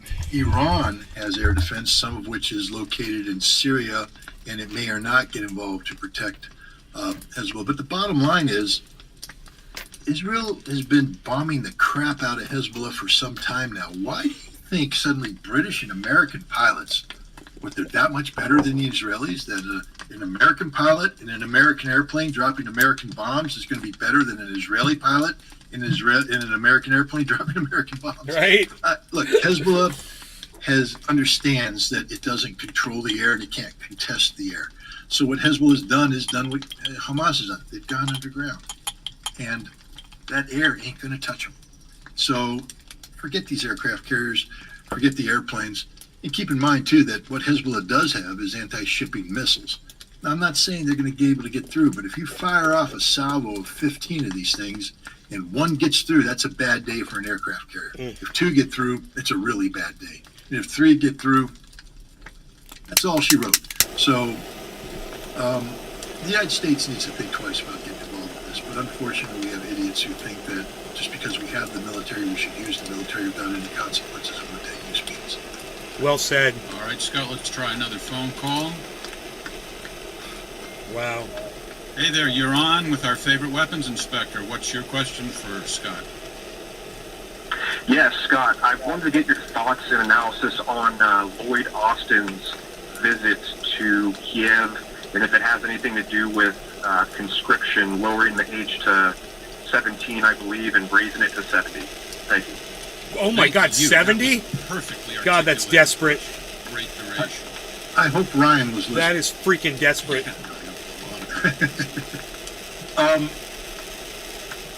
I for one, would be shocked if Lloyd Austin did anything that supported this radical adjustment in Ukrainian age for mobilization. There's no way an American Secretary of Defense could say that's a good thing. So if he was to go in and and bring it up, it would be in the, I think, in the context of the fact that you guys have to do this means it's over, it's finished. And I think that was the message that he sent, and many of the Europeans who have been traveling nonstop to Kiev have sent that the West is ready to support Ukraine if it goes into a defensive posture, that the West might be able to come up with sufficient military support to support a defensive posture, but the counteroffensive is over. That the West doesn't have Okay, 22-30. 22-30, man. Empower Ukraine to carry 22. out I'm going to kind of 22-20. I'm or going in assaults hot. that it has been doing. 22-20. I'm going in hot. Material, and Ukraine can't 22, get the manpower, 22-22. woman power. I mean, I don't know. Did everybody Going see in that story hot, about 22-22. the 54-year-old grandma, literally, volunteering to go in the military as a drone operator? But still, people need to understand. We just talked about drones. Drone operator is one of the most dangerous jobs in the Ukrainian and Russian military today, especially if you come forward. You're bringing your control thing. If you haven't taken the time to set up a hard line to a remote radio relay station that breaks the signal up, so anybody trying to direction find the signal doesn't come back. No on you. law regarding If you think, cannabis I've gotta surveillance. act now, boom, and the enemy DFs you. Bam, you're dead. You're dead. She's going to die. A lot of drone operators on both sides have died. So the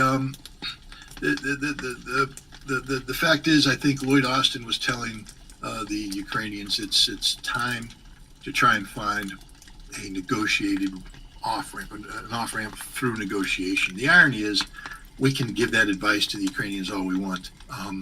Russia is the other big party here, the only party that counts. And is Russia in the mood to negotiate with Ukraine, or is Russia just saying, I love that drone operators get killed. Fuck drone operators. You fucking weasels. Little fucking spineless cunts. screw it, we won this war, we're going to keep going until Ukraine accepts unconditional terms of surrender? That's the big unknown. All right, Scott, we have a voicemail message from Karen Logan. Hello, everyone.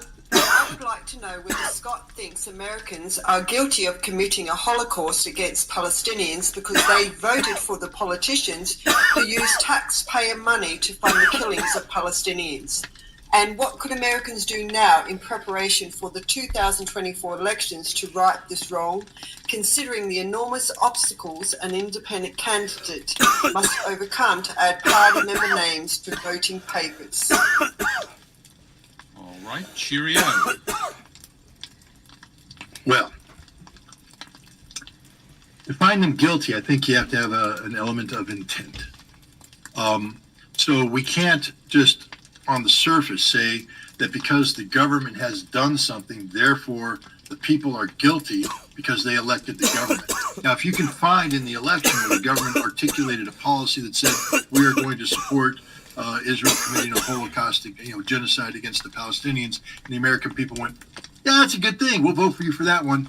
Now you got the intent, and you can find them guilty. Oh my God! So I think it's hard to say that. What you can say, I think, is that if the American people don't do everything in their power to change that policy, to let it be known that that's not who they are, what they are, that's not what they want our government doing. If they don't do that, if they acquiesce to this, then you can find them guilty by association. So I think that's the direction I'd go on that. And there was a part two to that question that I listened. I can play it again if you'd like.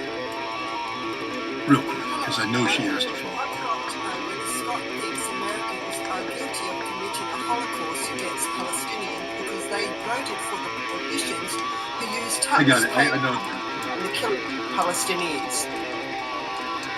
I got it. She asked about what can we do about, how do we change it? Because pretty much we have two parties, Republican and Democrat, and each one is populated by idiots that want to continue this policy line. How hard is it to get an independent party up there? Because it's difficult to get everybody on the ballot. Without going into too much detail, what I'll say is this, that a genuine third party candidacy, which, for instance, Bobby Kennedy Jr. is in the process of launching one. There is a way to get your name on all 50 ballots. Hopefully, for his sake, he's doing that. And if you get on the ballot, you can compete. I think this election season will be a competitive election season. Bobby's got other problems. Besides that, stance on Israel is causing a lot of supporters to bleed off, and it's questionable whether or not he'll be able to raise enough money to continue this campaign. But there is a way for him to get his name on all the ballots. It's a difficult process, but if you do enough preparation and you're properly organized, you know how to do it, it can be done. It shouldn't be this hard, though, but unfortunately the Democrats and the Republicans, they sort of control how laws are made in this country, and they do their best to make sure that they're the only two people that get to play the game. Okay, Yelena, why don't you take a look at the comments that you started and have one or two ready to go. We'll take one more question from folks who've submitted in advance, and then I'll turn it over to you to pick whatever you think is a good question. And for those of you who want to submit something in advance for upcoming episodes, you can do that at scottritter.us. But we will not be doing an episode this week because of Thanksgiving. However, we'll be back next week. Fred from Canada, what would happen if Egypt were to get involved in this war? Would it be challenging for Israel to overcome, similar to the 1973 war? Is this also something likely to happen, given the increasing pressure on President Sisi? Well, I don't believe Egypt wants a war with Israel. But let me put it this way. If Egypt joined the war, Israel would be sunk. They're overcommitted in Gaza. They're overcommitted. There's not a sufficient reserve to draw upon. And if Egypt put 2 armored divisions on the border and drove towards Dimona, there's nothing that could stop them from taking Israel's nuclear weapons production facility. That's just a statement of fact. There's nothing Israel could do to stop that. When you combine that with if that happened at the same time, Jordan decided to come in and take Jerusalem and occupy the West Bank, there's nothing Israel could do to stop that right now, because the moment they have to divert, they have to empty Gaza, then Hamas reemerges and Hamas will pursue. Or they'll withdraw from the north and Hezbollah will fill that gap and pursue. Israel's overstretched. They don't have enough troops. But I don't think Egypt wants to get involved in that. Egypt is sort of happy with the status quo that existed on October 6th, and they'd like to get back to that. They're not looking for a fight with Israel. But if push comes to shove, Egypt would be more than capable of taking care of the majority of the Israeli defense that could be put up. All right. What do you got for us, Yelena? These are questions coming in live on Facebook, YouTube, and Twitch. Oh yeah, I found one question, and to be honest, I'm interested in it too. A guy named Malachi asks, do you think Azerbaijan will attack Armenia or Iran? Or is for this war expands? I'm Armenian. So I think Azerbaijan will attack Armenia or Iran. Well,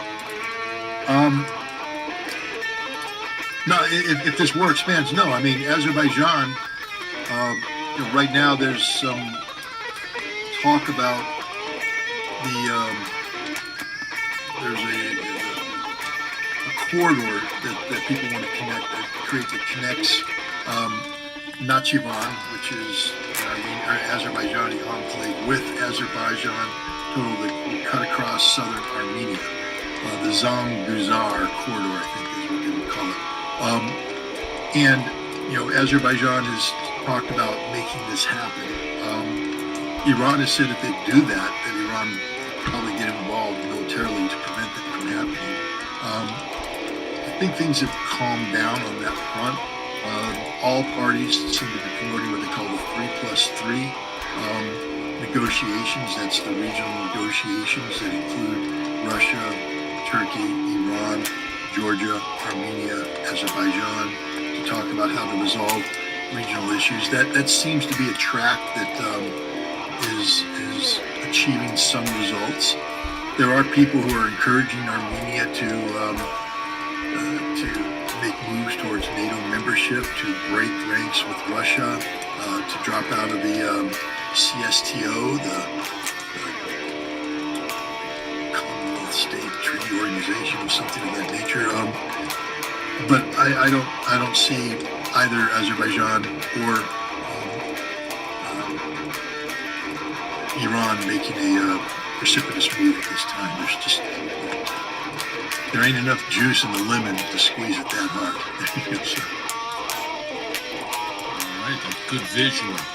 Got anything else for us, Yolanda, or should I move on to a voicemail message?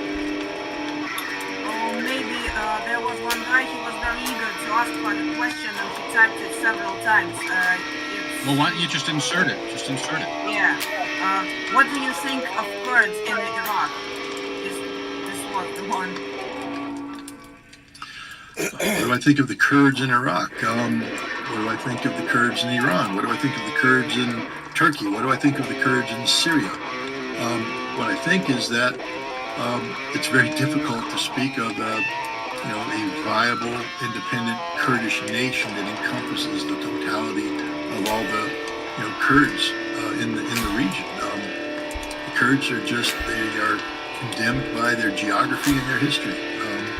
Kurds in Iraq have achieved a certain amount of autonomy, but they overplayed their hand, and the Iraqi government made a move and took control of the oil industry in Kurdistan, which had given the Kurds a certain amount of freedom.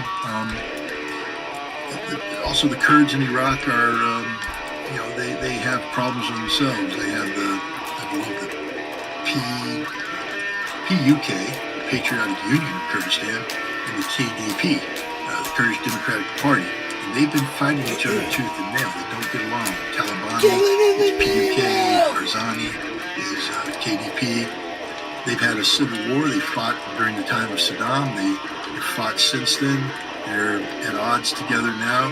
The KDP Some of those is that more work Western-oriented. The PUK is more Iranian-oriented. Burn crosses. So I think some of those that work forces. The Kurds in Iraq have a lot of domestic burn political crosses. problems that they have to resolve. Some of those that work forces becoming are the same that burn kernel around which crosses. a broader Some of those that work Kurdish forces. republic could be built. You're the same that burn Scott. crosses. I've got a question for you. I come from a city in Syria called Tartus, and there's a legend, a fairy tale, I don't know what you want to call it.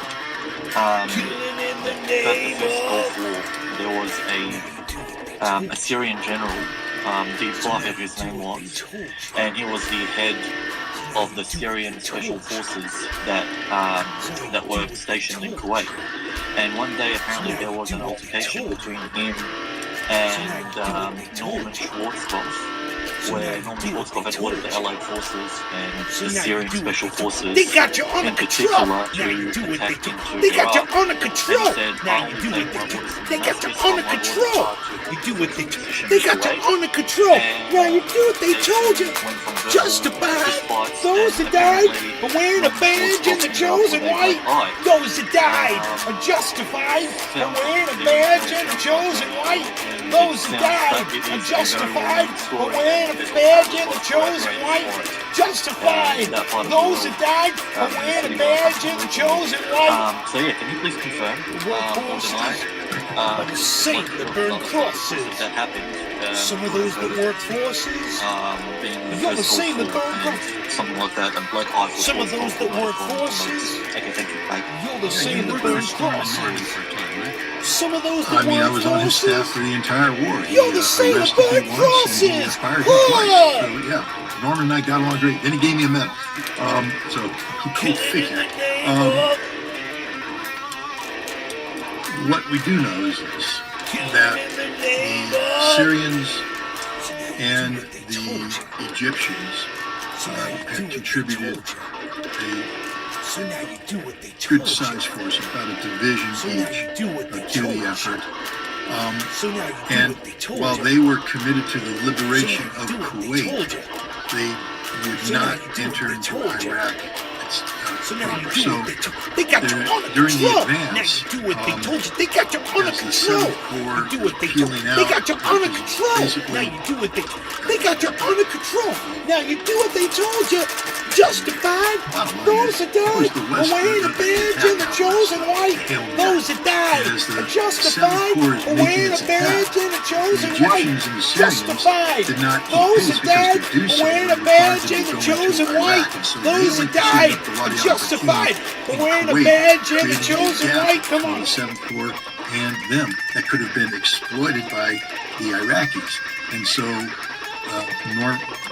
General Schwarzkopf confronted them and said, execute the plan, and they said that they won't execute the plan. That caused a delay in the attack as Tommy Franks had to get his troops to come in and align it, but it didn't matter because at that point in time the Marine Corps, Schwarzkopf had said that it would take the Marines would never reach Kuwait, and we reached Kuwait in less than 3 days with Patrick Kuwait. That was the end of the war. The Marines won the war. Fuck you, I won't do what But you the tell point is, me. our point is, Fuck you, I won't Schwarzkopf do had what a you tell me. personal Fuck you, protection I won't do detail. what you tell me. Had the Fuck Syrian you, I general won't raised his do hand, what you he would tell receive me. about 5 Fuck bullets you, in I a won't mass. do what you His own tell me. personal bodyguard Fuck would have you, been I won't stacked do up. what you tell He would me. have international Fuck risk. you, I won't do what you I tell also me. know that having Fuck seen you, I him won't at do Schwarzkopf, what you tell me. at the end Fuck of the you, I war, won't do what you tell me. So I Fuck will you, tell I you won't right do now what that you it's tell me. 100% crap Fuck you, I that won't a do what Syrian you general tell me. punched him, no matter how Fuck much you, that I won't story do what you you tell want to me. be true. I Fuck do you, believe I there won't was do a what you tell me. confrontation. I do believe Fuck that you, I Schwarzkopf won't do released what his you voice, tell and I me. do believe Fuck that the you, I Syrian won't do recommended what you he tell wants the me. orders from Fuck you, I won't Schwarzkopf. do I what also you tell believe me. that Come General Khalid, the Saudi on. commander of the coalition forces, advised Schwarzkopf to back Motherfucker! down because he didn't want the Arab component of the coalition to disengage totally. That would have screwed up the whole plan. And that the Saudi general was able to meet with the Syrian and Egyptian generals and get them to move forward in a way that kept pace with the advance of the Seventh Corps. But there was no fist fight. Had there been a fist fight, that Syrian general would be dead. 100% guaranteed. Delta doesn't screw around. Fake news, as we say. The next question comes from Uncle Sweet Potato in Hong Kong. Should a Palestinian state be established? How would you see her borders? Gaza only? Or Gaza plus West Bank? Or Gaza, West Bank and a channel to West Bank? Or Gaza plus West Bank and some Israel settlements? Or occupied territories? By the way, what did the UN resolution in 1947 say about the borders of Palestine and Israel? There's a lot there. Should a Palestinian state be established? The answer is yes. I don't know if that was part of the question, or if that was just saying should it be established. How would you see your borders to be? I will go with, we'll start not using 47 or 48, so it doesn't matter what did the UN resolution say. I would go with 67, because 67 appears to be the formula that was accepted in the Oslo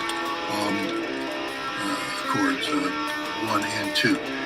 And it seems to be the foundation upon which most discussions of a two-state solution are premised today. So it will be 67 borders. One of the things that has to be resolved is how do you connect Gaza with the West Bank?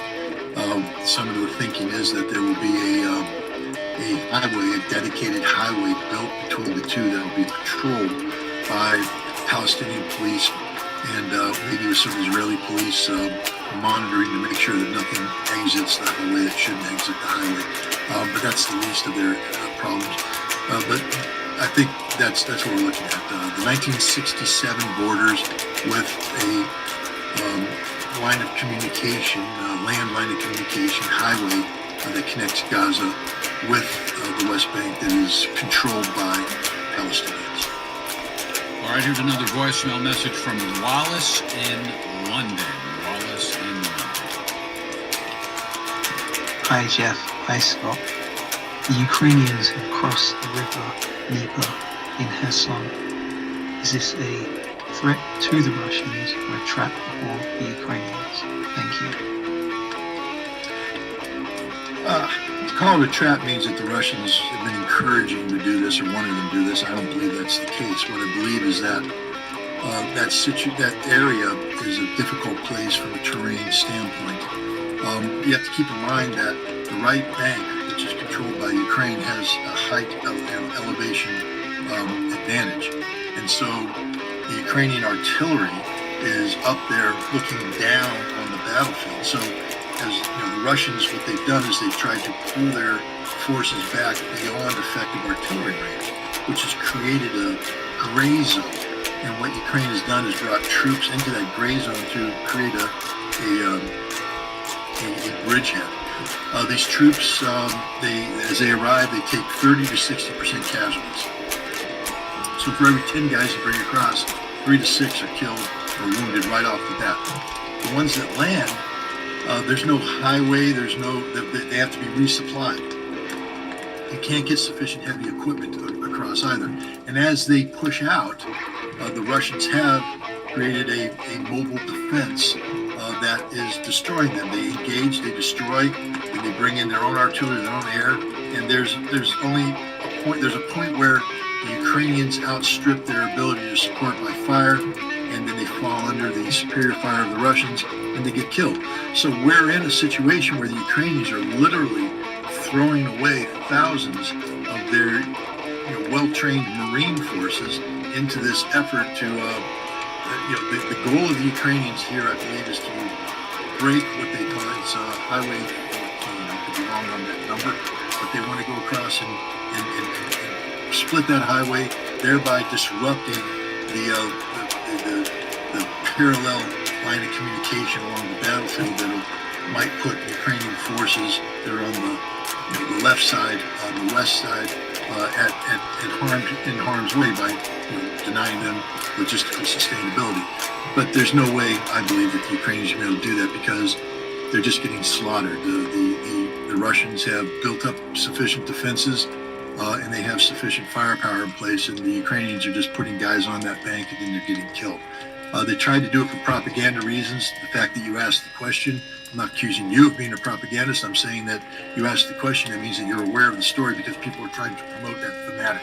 But the reality is, it's a non-starter. You can't sustain it. Even if they cross the highway, they have to reinforce that success. Where are the reinforcements coming from? They ain't getting across the river without getting slaughtered. Then as they move up, they're going to get slaughtered. So even if they break it, the Russians will be able to counterattack, push them back, and that's the end of that. All right. We have a question from Saluki in Florida.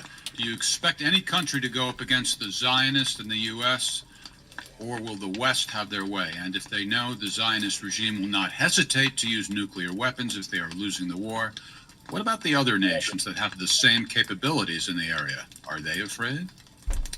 I mean, you'd have to ask those nations.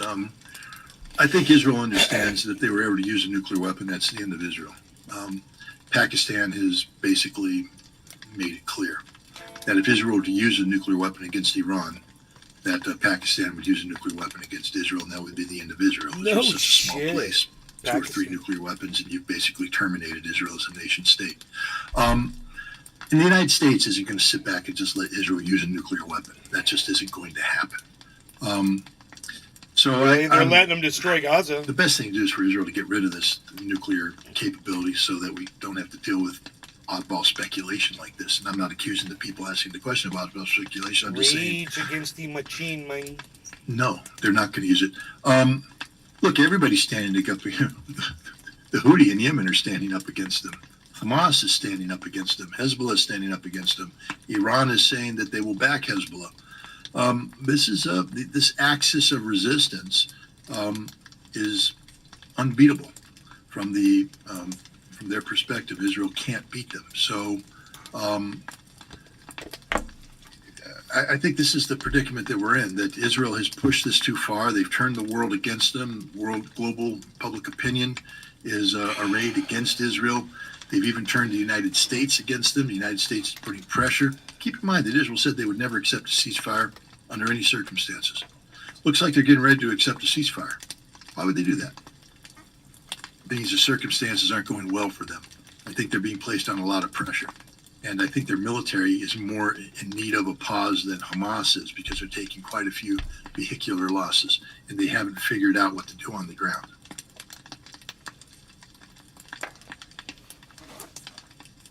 What the hell just happened? What the fuck just happened, man?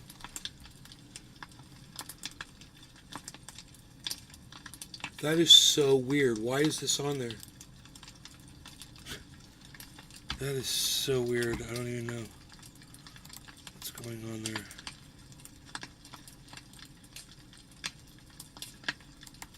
Okay. Bye-bye. Wait, I'm going to go like this, right? I'm going to go like that and go like that. Oh, not like that. We didn't want to do that. We definitely didn't want to do that. That's what we wanted to do. I like more fire and less me.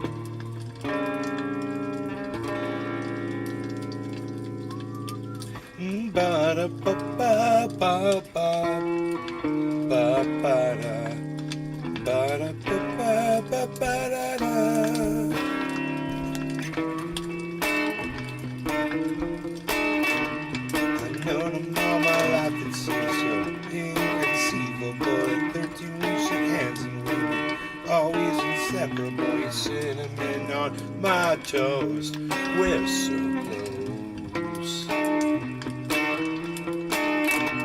It's not as if we haven't had our share of arguments. It's predictable. He winks acknowledgments. He closes his eyes, push me aside. And my hands are badly over on Sundays over and over. Never had the luck of swingers. Feels wrapped round up and down. He's smart. And then this part. Oh fuck, how's it go? Best friend.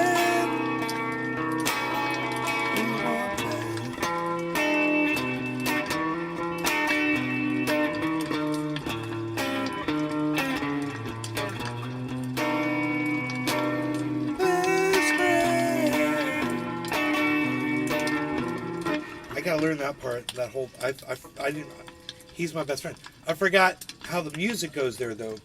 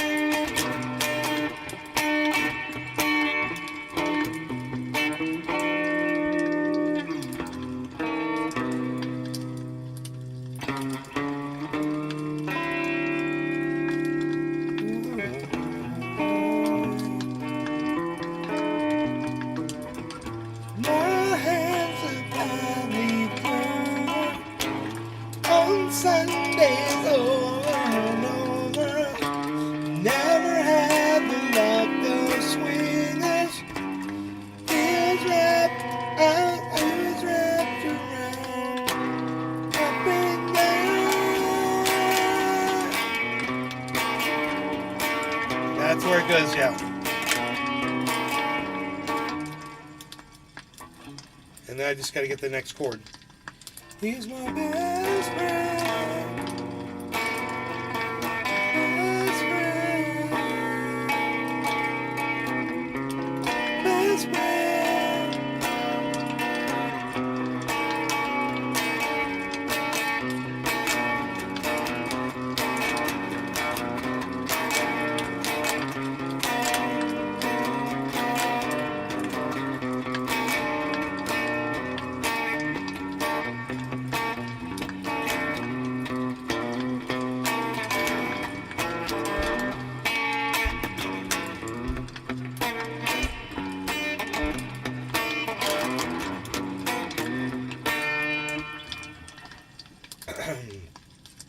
$36.9, so it's correcting again. It's formed a double bottom. It's on its way back up.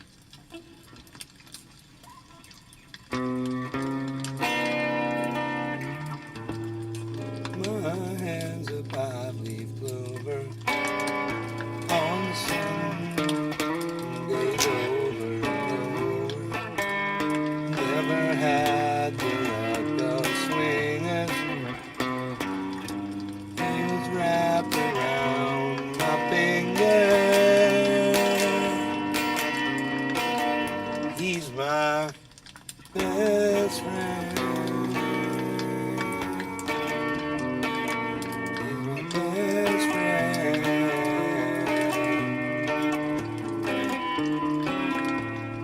Best friend. Best friend.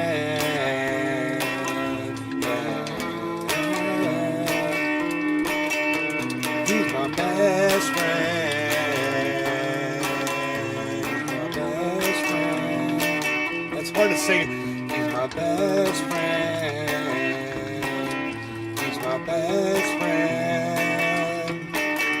He's my best friend. He's my best.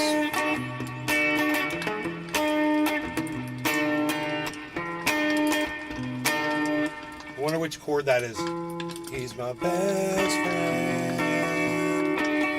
He's my best friend. He's my best friend. My hands are five-leaf clover on Sundays over and over. I never had the luck of swingers.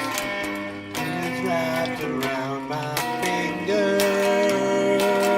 He's my best friend. He's my best friend. Where's that freaking chord at? It's the right. Best friend. I'm just singing the wrong note. He's my best friend. He's my best friend. My hands are five-leaf clover on Sundays over and over. Never had the luck, never had the luck of swingers. I was wrapped around his finger.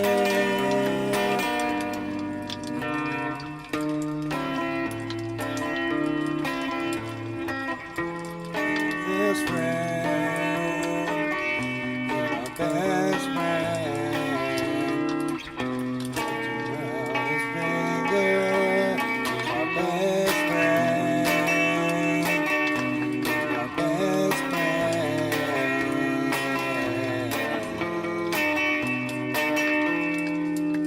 So I guess that's it. I was wrapped around.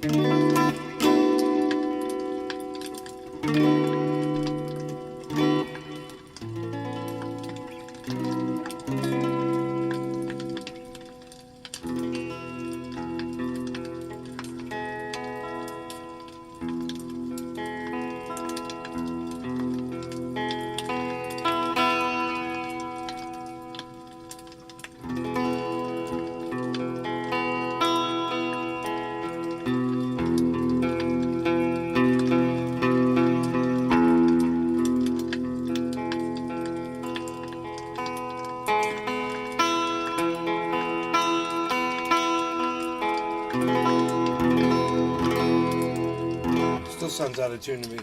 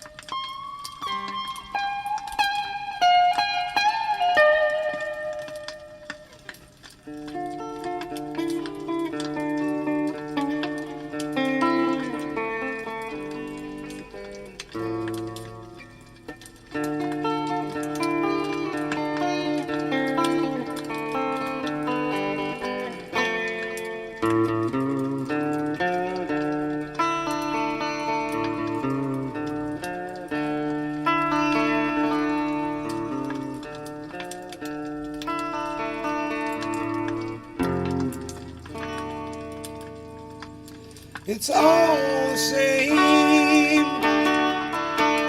Only the names will change.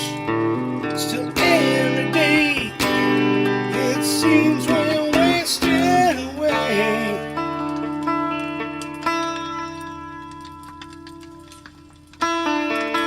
I know the place where the faces are so cold. You could drive all night, just to get back home. 'Cause I'm a cowboy on a steel horse ride, and I want it, dead or alive.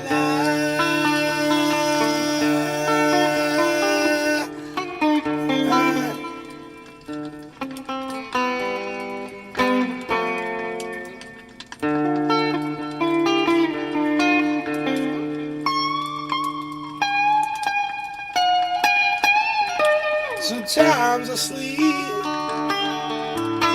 sometimes it's not for days, and the people I meet always go their separate ways. The times I tell the day by the bottle that you drink, the times when you're alone and all you do is think. And I'm a cowboy on a steel horse I ride, and I'm wanted. Are you guys still listening?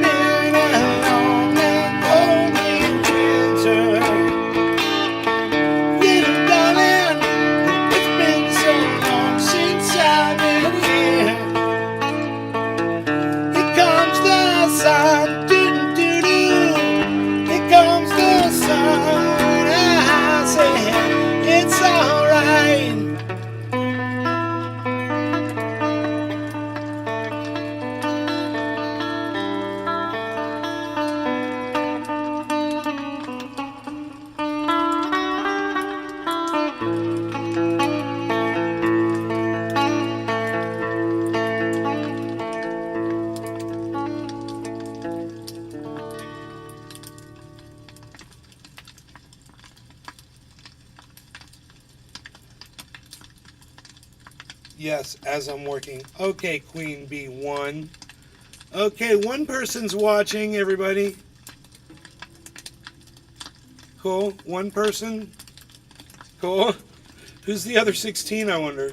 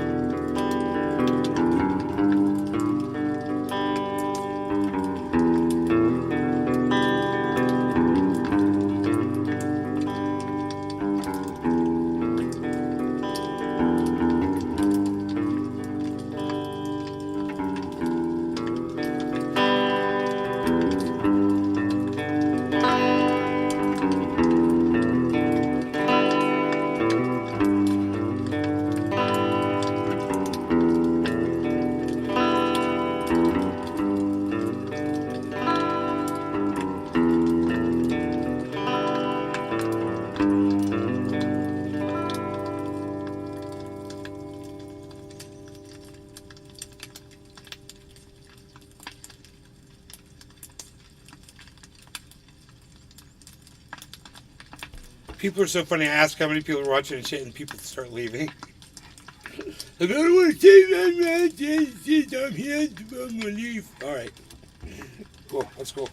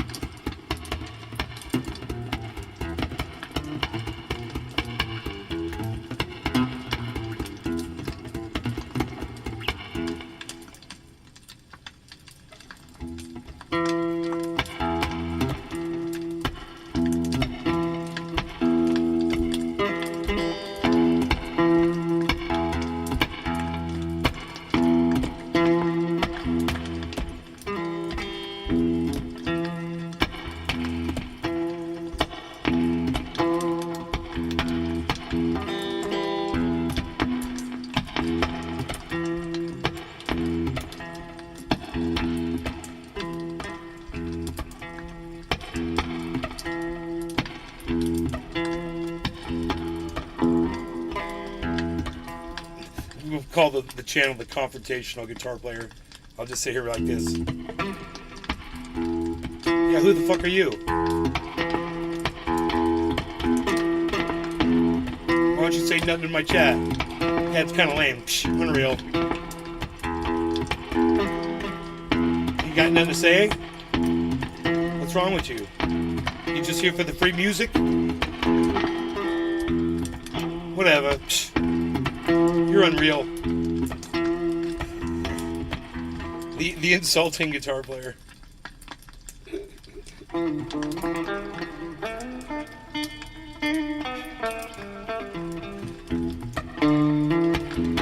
Yeah, you don't even play guitar?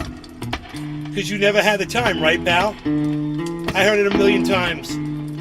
No, I won't give you lessons. Why don't you just watch and learn, pal, Z? Psh, unreal. I made somebody laugh. I made Queen B1 laugh.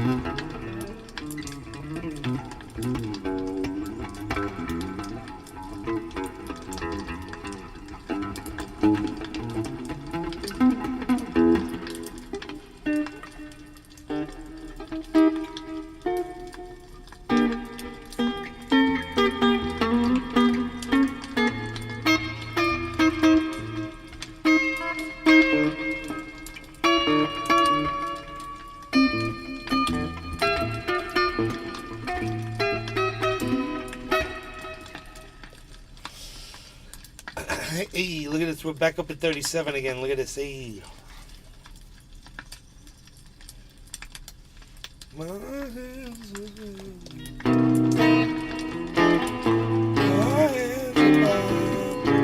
over on Sundays over. Never had like those sweeters. Wrapped around me, he's my best friend. He's my best friend. He's my best friend. I still can't figure out that transition.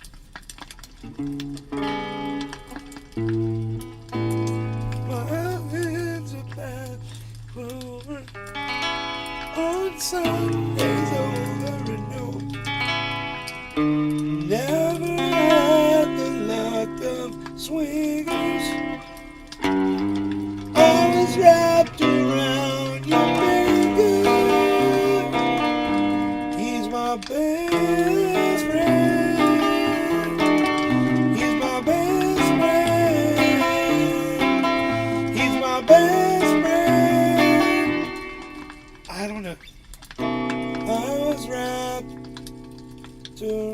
I was wrapped around my finger. He's my best friend. Oh, that's how it does it. I got it now. Watch this. My hands are badly blown. On Sunday over and over. I never had the luck of swingers. I was wrapped around your finger.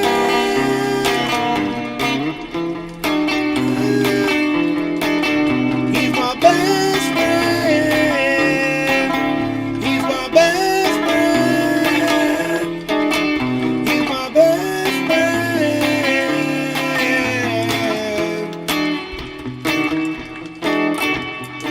I don't have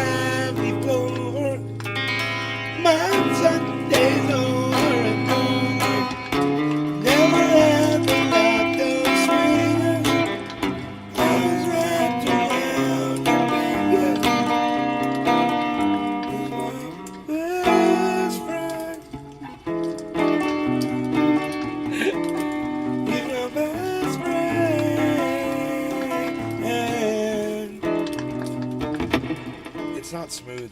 I'm hitting something wrong.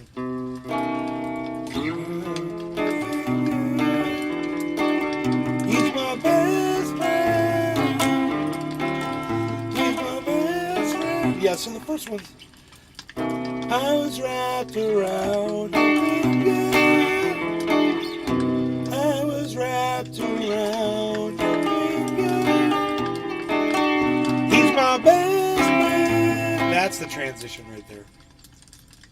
I'm pretty sure I got it now. I have to move from here to here and then walk down to that.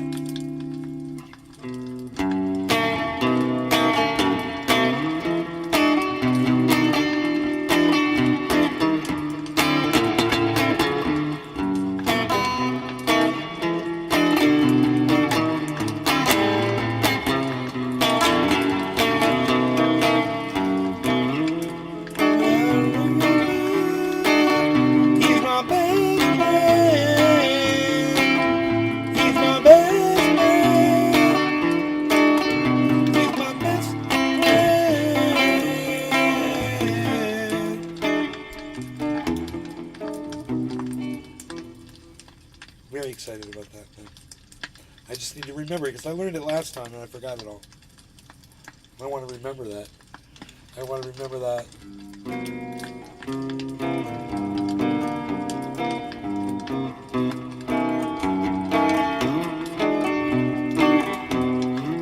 Let's figure out where it goes from here to here.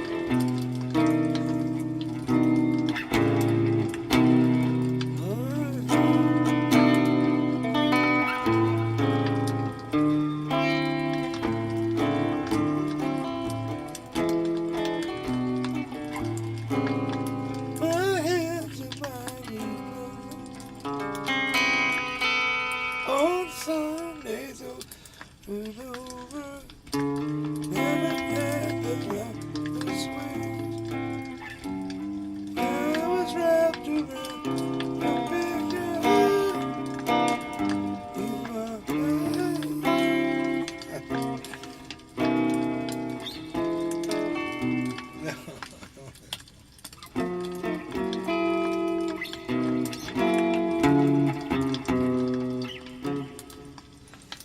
I don't know, man. I thought I had it, but I don't have it.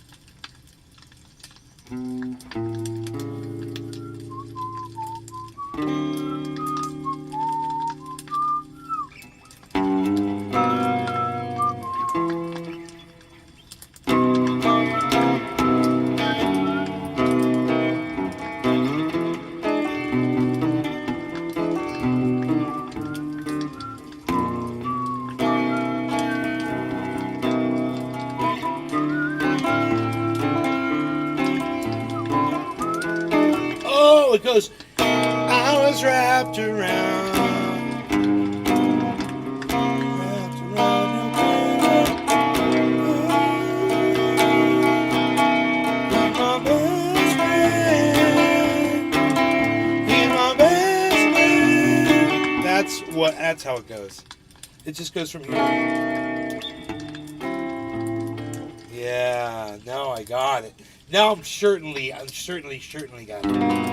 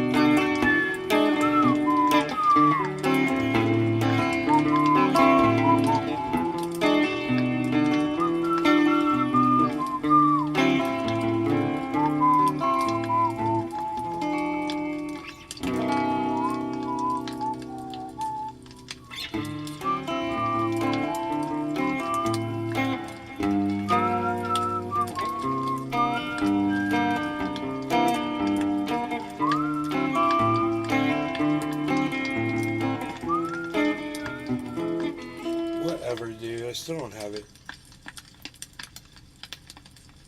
I mean, I know what the chords are supposed to be, I think, but I still can't figure out how to sing it. Right. It's weird. It's really giving me a problem. That one little part's giving me a problem.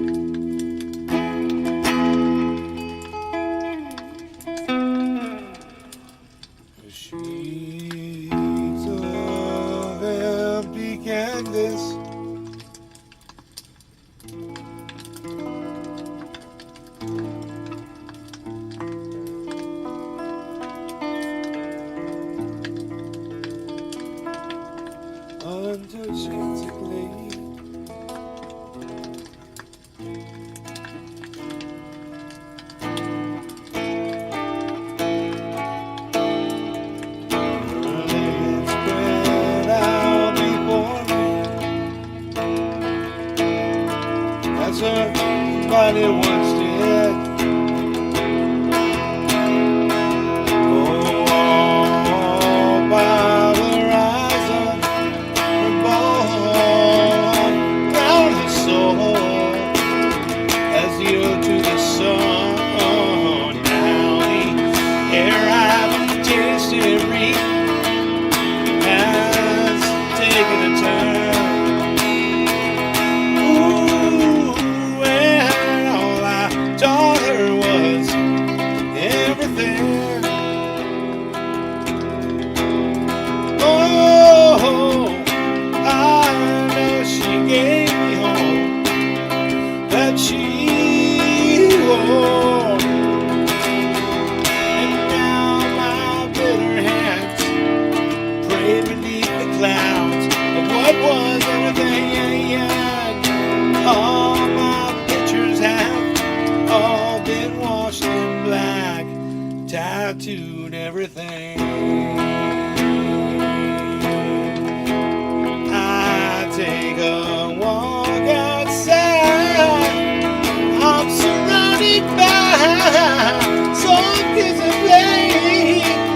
Ooh, I can feel their laughter.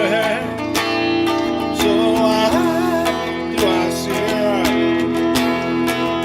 ooh, and twisted thoughts that's been around my head? Oh, I'm spinning. Oh, I'm spinning. How quick the sun can climb away. And now my bitter hands create a broken glass of what was everything. All my pictures have all been washed in black, tattooed everything. All that love gone bad turned my world to black, tattooed all I'd see. All I am, all I'll be.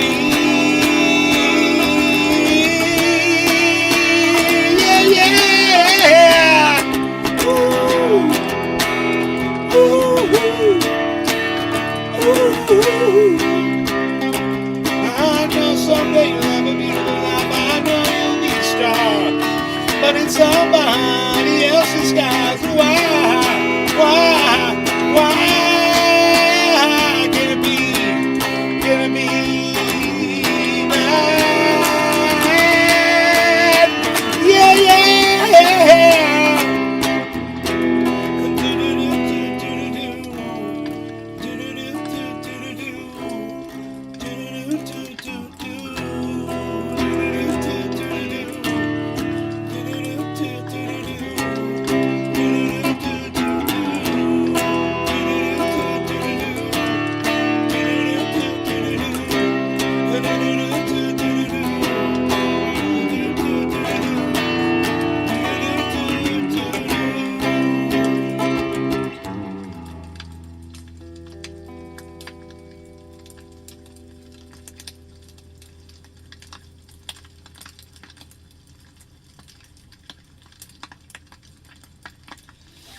Give me a thumbs up if you're still listening. How about that?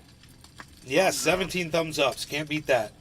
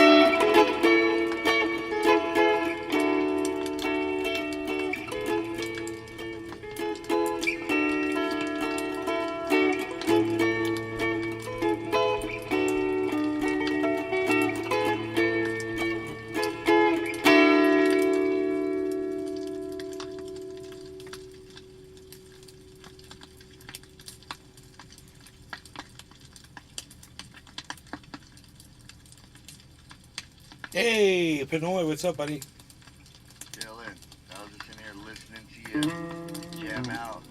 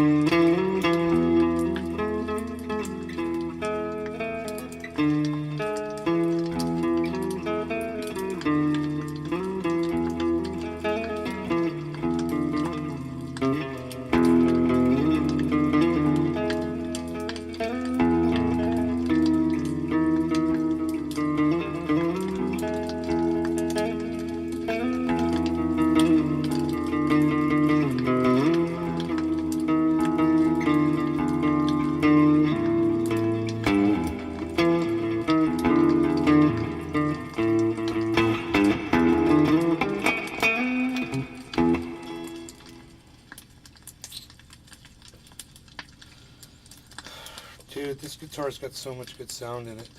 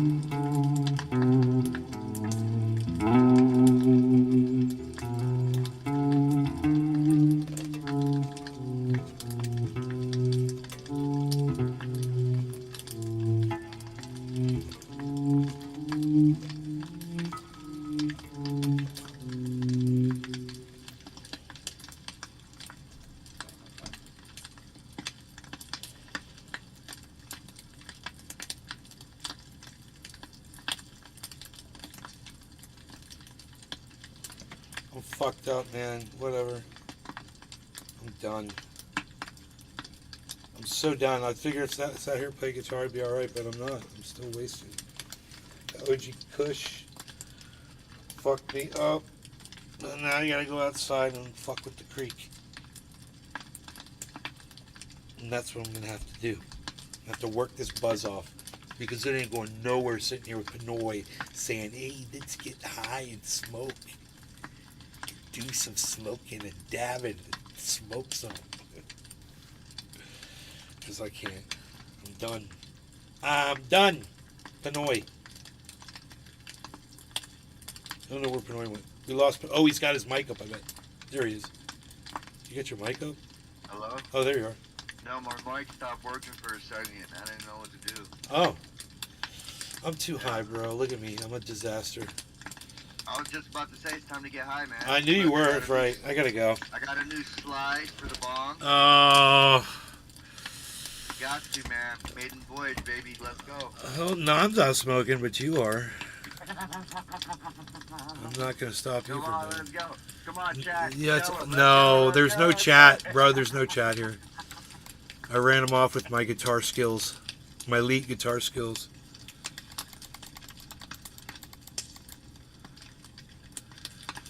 Dude, you should not be see-through. I think we should have you in them. No, there we go. I can see that. Cheers, bro. This new slide, everybody. His new slide. Yes, yes.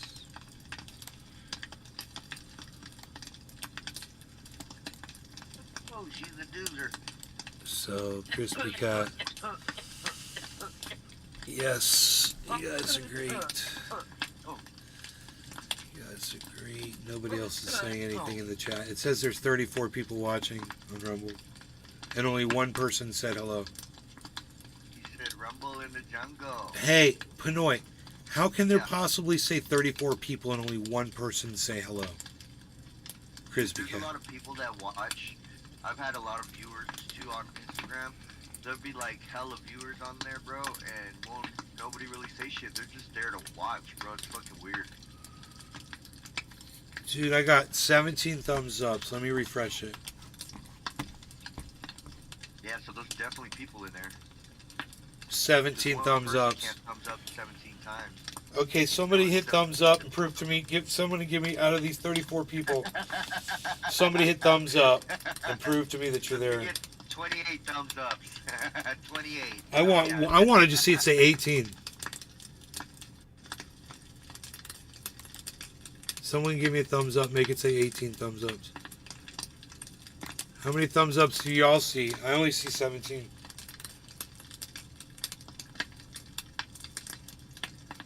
Out of 36, supposedly.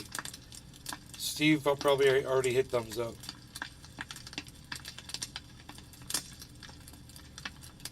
Steve Running's here. Listening to the musical stylings of Nate's Garden. Oh. Thumbs ups. Dude, you're gaining followers, bro. You got like 800 already. Yeah.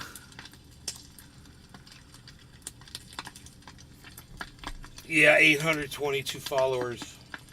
Dude, there's 41 people 42 people watching, bro. Yeah, and thumbs ups, how many thumbs ups do you see? 18. 18.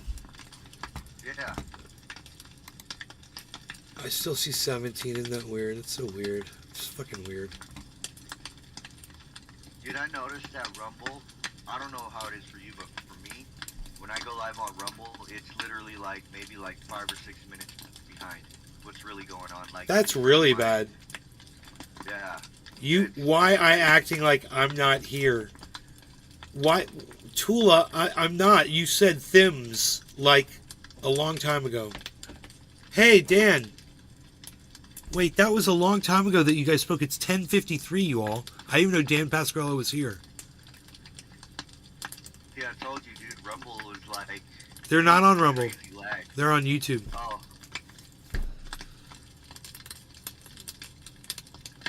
Well, I mean, you guys got to click live. See the chat now.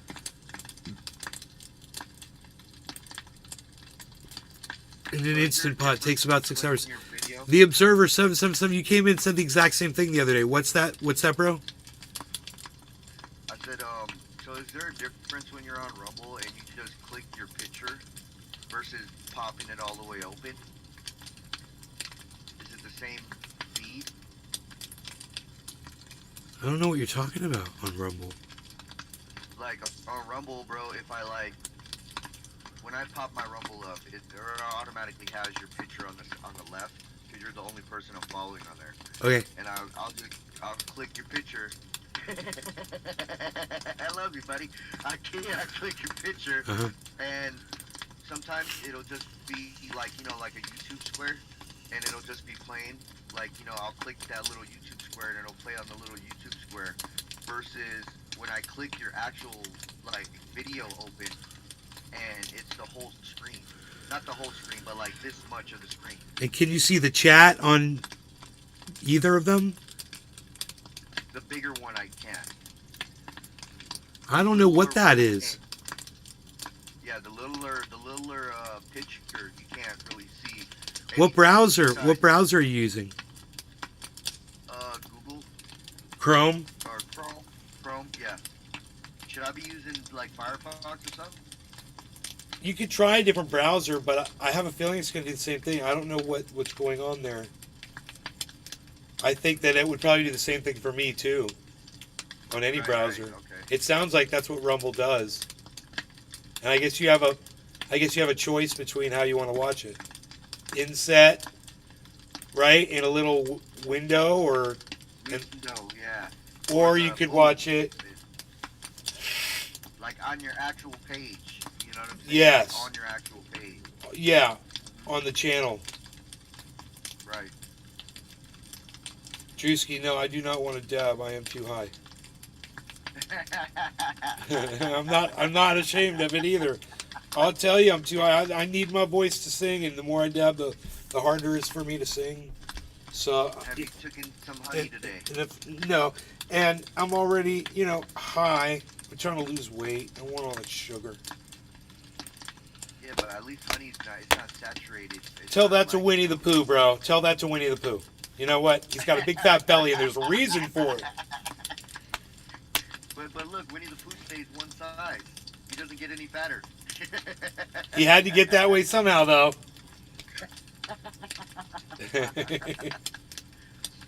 Dude, yeah, honey's good. Honey's good for a lot of singers use honey. 36 guys, are we going down to 36.6? Holy shit! Here comes the drop. What's it gonna do? Oh my God! Is it gonna go down to 36.6? This giant head and shoulders pattern is forming on the 24-hour.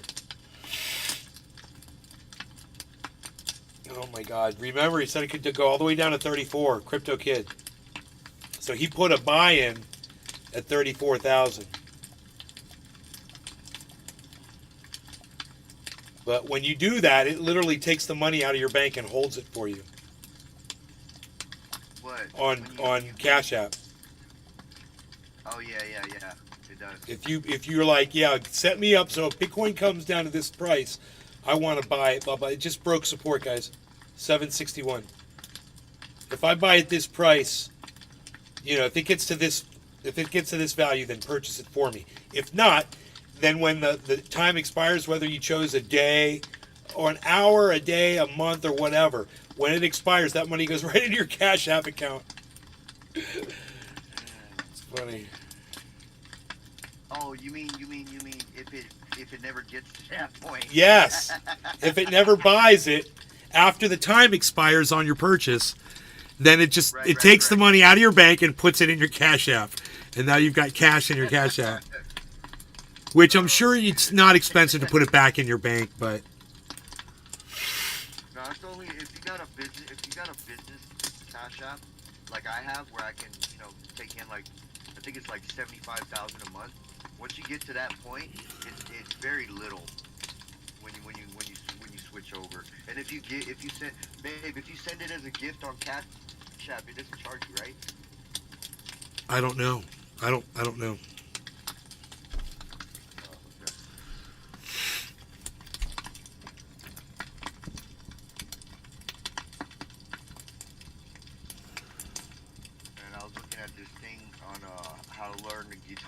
How to play a guitar, and they got like this new AI thing now, where it shows you somebody's hand, and strumming the chords, and you can strum along with them as you learn to play the guitar. It's pretty cool how technology is getting, the point that it's getting to these days.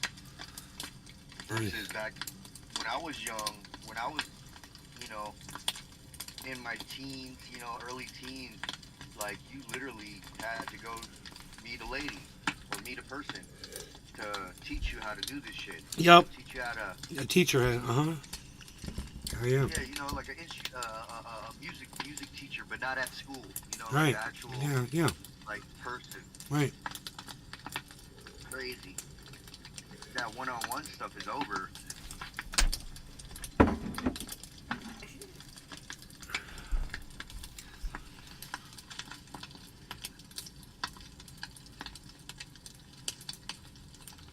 How low can it go? You guys want to see the chart? I guess you guys should see the chart. I'm sitting here and watching the chart the whole time. Wow. And I'm realizing you guys don't have access to it. I'm not giving you access to the chart, so I should give you the whole shebang. We'll put Pinoy over here. And this we'll put like this.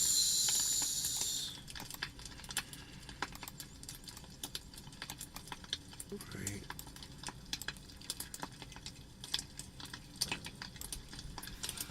And 31 people watching in the chat, folks. What's going on, guys, out there at Rumble?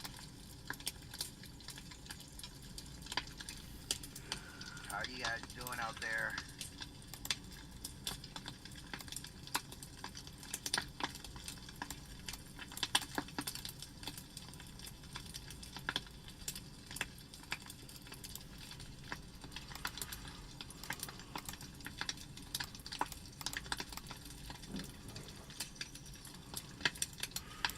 We should I don't know, 36,781.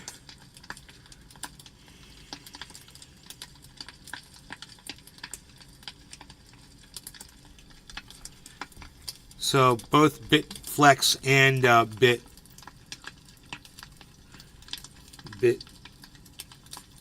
Looks like there's a lot of volume. Bybit and Bitflex, neither of them are available for Americans. Now, are those like better? Yeah, and we can't use them because we live in the United States. And there's like no way to be able to do that? You can't even go to like a different browser or whatever? Yeah, you can. You can break the law and use a VPN and say you're in a different country, like France or something. Oh, wow. And then when you go to get your money out, you better not get caught, you know? Shit. Yeah, I'm cool with that. Because, you know, the money's got to go somewhere. If it goes into an American bank, they're probably going to know. So you would have to offshore that or something. Put it into an offline wallet.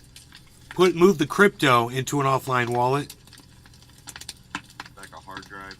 Or No, it's an offline wallet. It's just an offline wallet. And then you can move that into the bank from the offline wallet. But, you know, when you go to fill out taxes and they want to know where funds come from and things like that, it gets kind of... Gets kind of crazy. Yeah, hairy. 775. Let's rechart this. 790. Yeah, it's the exact same chart as of right now, but let's just see if it... Yeah, okay. Oh, it just went up to 800. Turn the lights off. Time to turn the lights off today. 34, huh? It's going to go down to 34. Keep telling yourself that. It's going to go down to 34. That's a possibility. Unless there's just a breath of volume. And there is a lot of volume coming into the market. If you look at those gray stripes right there, they're getting broader as the day progresses. That's a good sign. You always want to see more volume.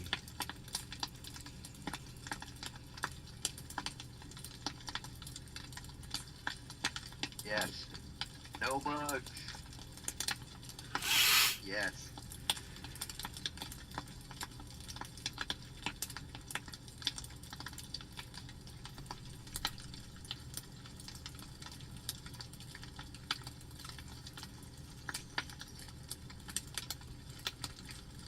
$35.8. Well, Crypto Kid said 34, and he put in a buy, a purchase.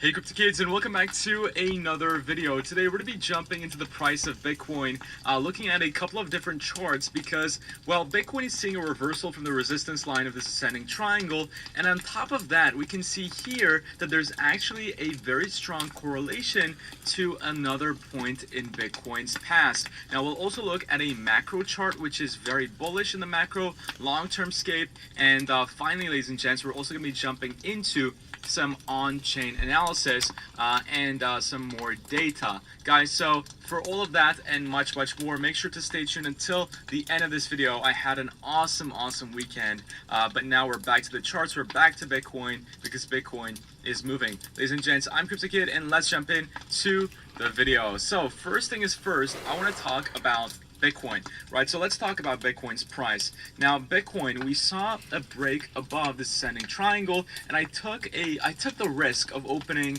a long position with low leverage and a stop loss at around here. So I took that risk because really, if Bitcoin did break above, I did believe that $42,000 could be possible, even though that in the midterm we are expecting a little bit of a drawdown towards, towards a lower level, because we can see over here that I use a I use 3-period moving averages, and they are from the 7, 30, and the 3, right? They make up a system called Consensio.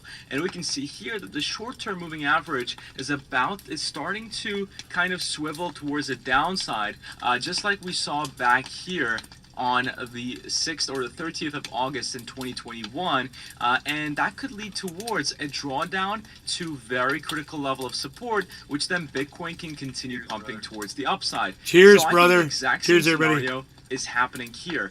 Bitcoin may have an intermediate drop towards the downside back to maybe not the 31, but potentially the 34K level, and I will show you why 34K is super important. And guys, remember, in the previous video, I opened a long position. He's using it. He's saying it correctly. $34,000. That's going to be like my... I'm going to teach him how to say halving, too. And I did that over on Bitflex. So guys, by the way, if you do want to be trading Bitcoin or crypto... Pretty much, dude. He's pretty good. He's shockingly accurate. Him and Carl the Moon. Here, listen to what he says right here. Bitcoin may have an intermediate drop towards the downside back to maybe not the 31, but potentially the 34K level, and I will show you why 34K is super important. And guys, remember, in the previous video, I opened a long position for $34,000. That's going to be like my very good entry point, and I did that over on Bitflex. So guys, by the way, if you do want to be trading... So what that means is, if it doesn't go to 34, that money won't get spent, and he won't get in at that level. And he's going to have to pull that money out and make another bid at wherever it is. Like it's at 36.8. It might not go under 36.6. And then he's going to get fucked. But we're going to have to wait because there's a head and shoulders pattern forming right now. Go ahead.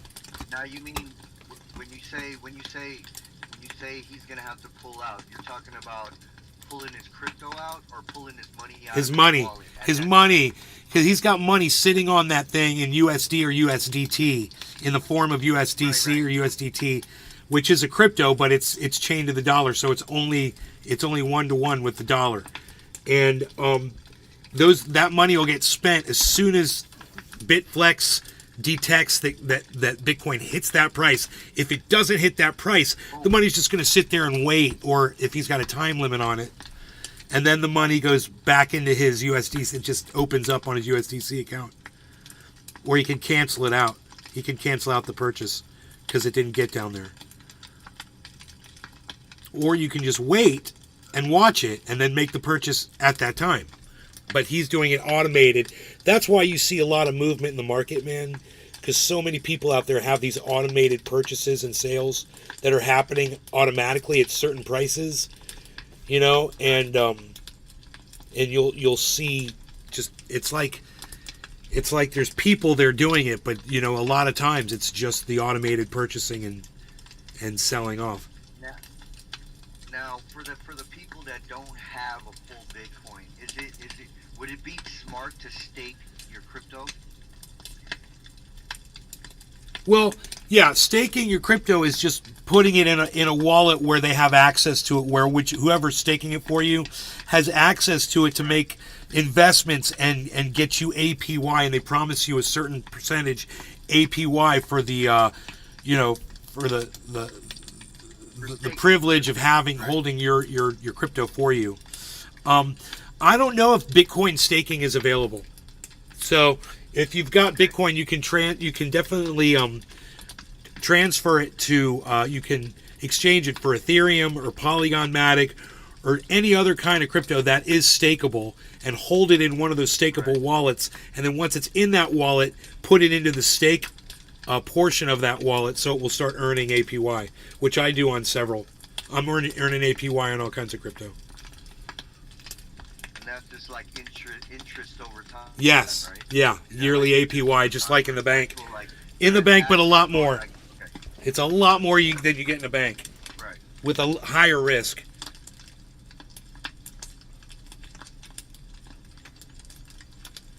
Yeah, banks don't give you hardly anything. I know. Now they are, though. If you look at banks are starting to get competitive now. They have to, because people like me are pulling their money out of the banks. That's crazy.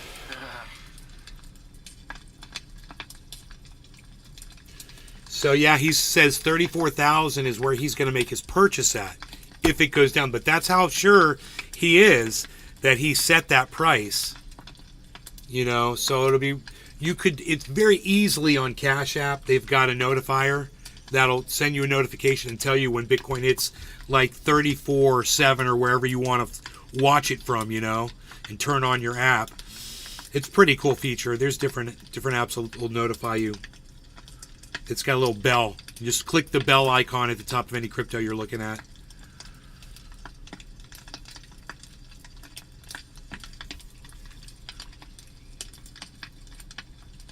Edwin Sparks, cheers.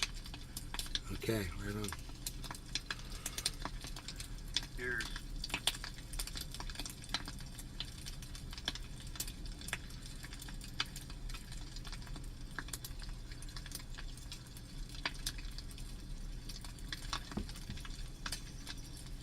Okay, let me see how many thumbs ups we got. We get to 20. Yes, 20 thumbs ups. Thank you. Thank you, Edwin Sparks. And whoever else gave me those thumbs ups and got me to 20. Crispy Cat, Trendy Drewski, Observer, Steve Running. Thank you all for the thumbs ups on Rumble. Yes, you got us to 20 thumbs ups. That might be a first in a long time right there. It's like a recent high. Okay, it's going to try to break out of where it is right now. This is very interesting. But if it doesn't, it'll just form a head and shoulders pattern, which is dangerous. Cheers, guys. Cheers. Cheers.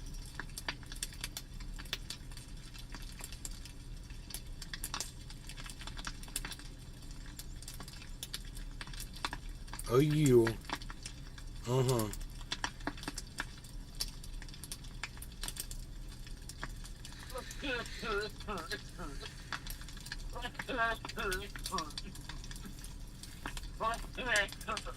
Cheers, everybody.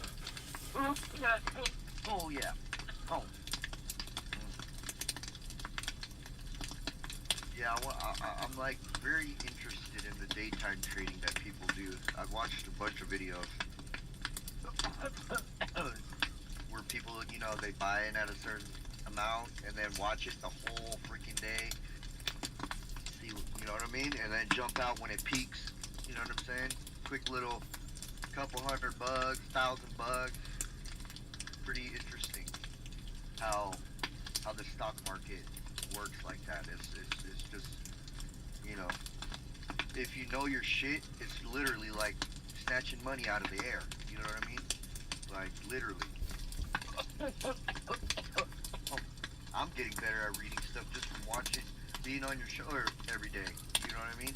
There's a lot of stuff that I didn't understand that you explained to me in words that I can understand versus me trying to listen to a bunch of people online, you know what I mean? Or watching a bunch of videos. Half these dudes are foreign.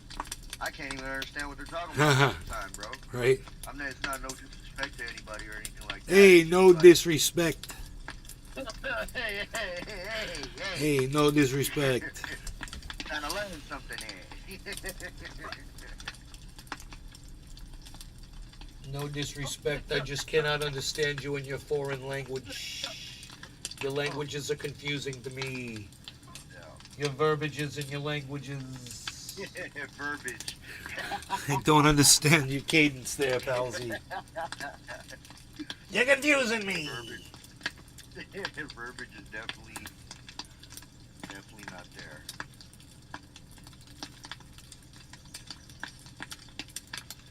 The bear ripped down my banana tree, but it's already shooting a leaf out from the center.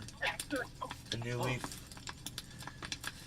Life will always find a way. Well, bananas always find a way, bro. Bananas are super strong. I mean, it's not like a cannabis tree. In a cannabis tree, you get whacked like that, it ain't coming back. But these bananas, bro, they always come back. They're just...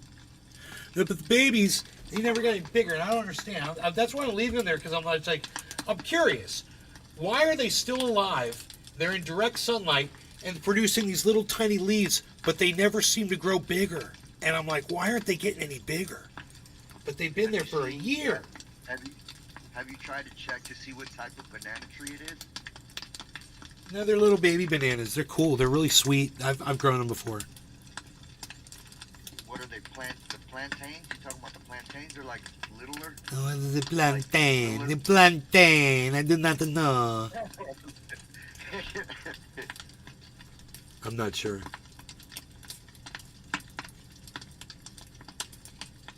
We have banana trees growing on my house in the Philippines. My grandma. Bro, my old house in this... Man. I've got an old house in this neighborhood where my recording studio was. You've been there. Yeah. You were there, right? Yeah. That fucking house has banana trees in the front yard, bro, that are insane. There's so many bananas. There's got to be like 100 banana trees in the front yard. Yeah. And they're all cool huge. Too, when the bananas are all thick on the tree. Yeah, bro. You're giving them away to the neighbors. Ready for you. I was just giving them away to people. Everyone's like, thank you. Oh, my God. Because the bananas are really good. Yeah. Good for you. But I got to figure out why these little plants are just staying little. It's so weird. Here, I'm gonna Google it right now. Let's find out. Okay.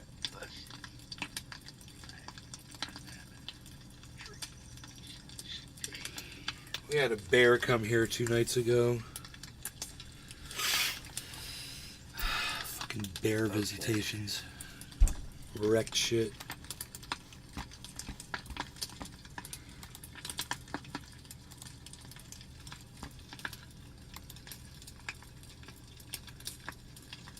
Oh wow, there's like a bunch of shit on this.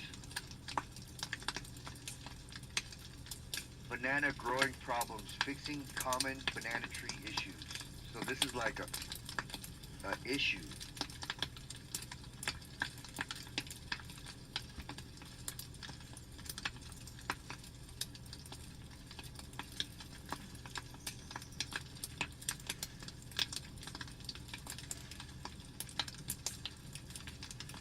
Oh wow.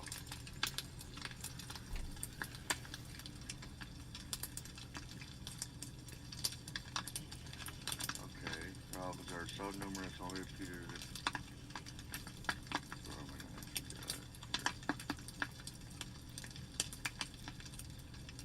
You got them straight in the ground, Yeah. or you got them in like a container? Oh, no, they're all in the ground. They're all in the ground. Yeah, sandy Florida soil. Right. Okay.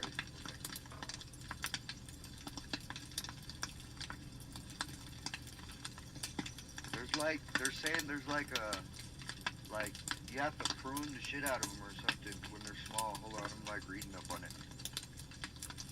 I do, bro. You know how many leaves I've taken off of those things? I've taken off every time. I mean, if there's a leaf that even starts looking brown or yellow, I cut it off. New one grows in, but they just never get big. They stay small. I wonder if I need to fertilize it with something. Hold on. If they need like a lot of nitrogen, or because We're gonna get to the bottom of this. the ones that are on the creek on both sides in indirect sunlight, they're huge and they're underneath the trees, and those do great.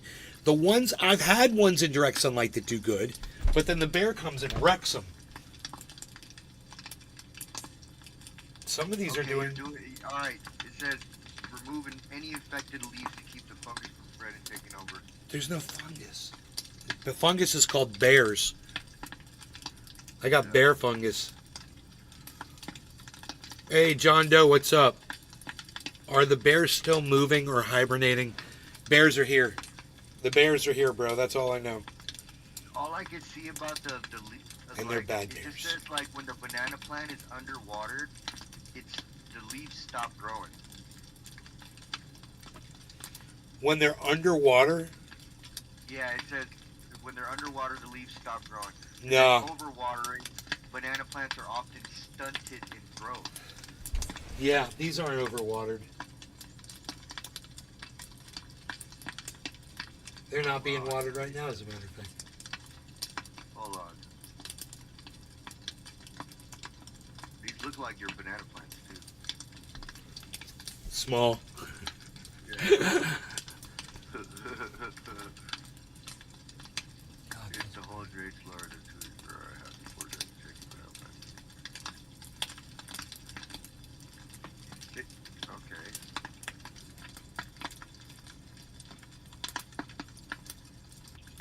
There's definitely not poor drainage in that shit, dude. That shit is sand.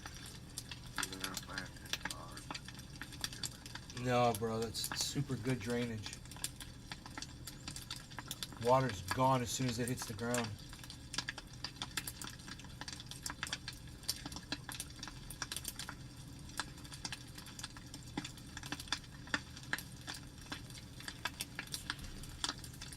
Oh, okay. It needs compost every once in a while. Way down into this. Ooh, I could give them compost tea. Yeah. That's a good idea. Yeah. It says apply 2 inches of compost under the plant drip line every 1 to 2 months. Okay. And over time, the compost will work its way down into the soil, amending and improving its drainage. Cool. We'll compost the fuck out of them. It says don't use no mulch around it or nothing, just leave it like, you know, like it's planted in the earth. Yeah. Cool, man. I'll make my own. I got plenty of material out here to make compost with. Yeah. Shit. It says you can even plant several banana plants in a mound together in what is known as a banana circle. Yeah, they grow together. They grow nicely together. They do that. They sprout from the base of each other. And you definitely get more than 6 hours of sunlight. Right? Oh my god, yeah. Full sunlight. Yeah, okay. Yeah. What color are the leaves when they're dying? The leaves. What are the colors you're seeing? Yellow and brown. Is it blotchy or is it the entire leaf is yellow? Some of them it's the edge. Some of the edge leaves are yellow. Some of the edge leaves are Yeah, yellow? I can see on the little one over there. It's got just the outer edge of the leaves are turning yellow. All the other ones look healthy until they turn brown and die. Right. I just cut those off, which I need to probably go out there to do today. Let's go do some Would more you work. say that leaves are dark green, and then the rest, like you said, the tips are yellow, right? It's like a dark green, and then the tips are yellow. Yeah, the tips are dead. This is saying that it's an iron deficiency. So that. Hell yeah. Balanced fertilizer compost contains. Okay, so yeah, you can just give it some good fertilizer and some compost, and you should be straight. They're fertilized. I think those guys are fertilizing. I don't know. Maybe they're not. I gotta check.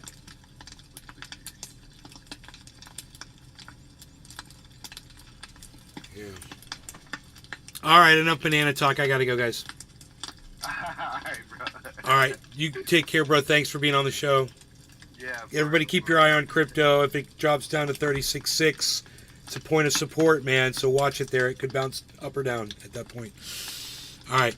Peace, everybody.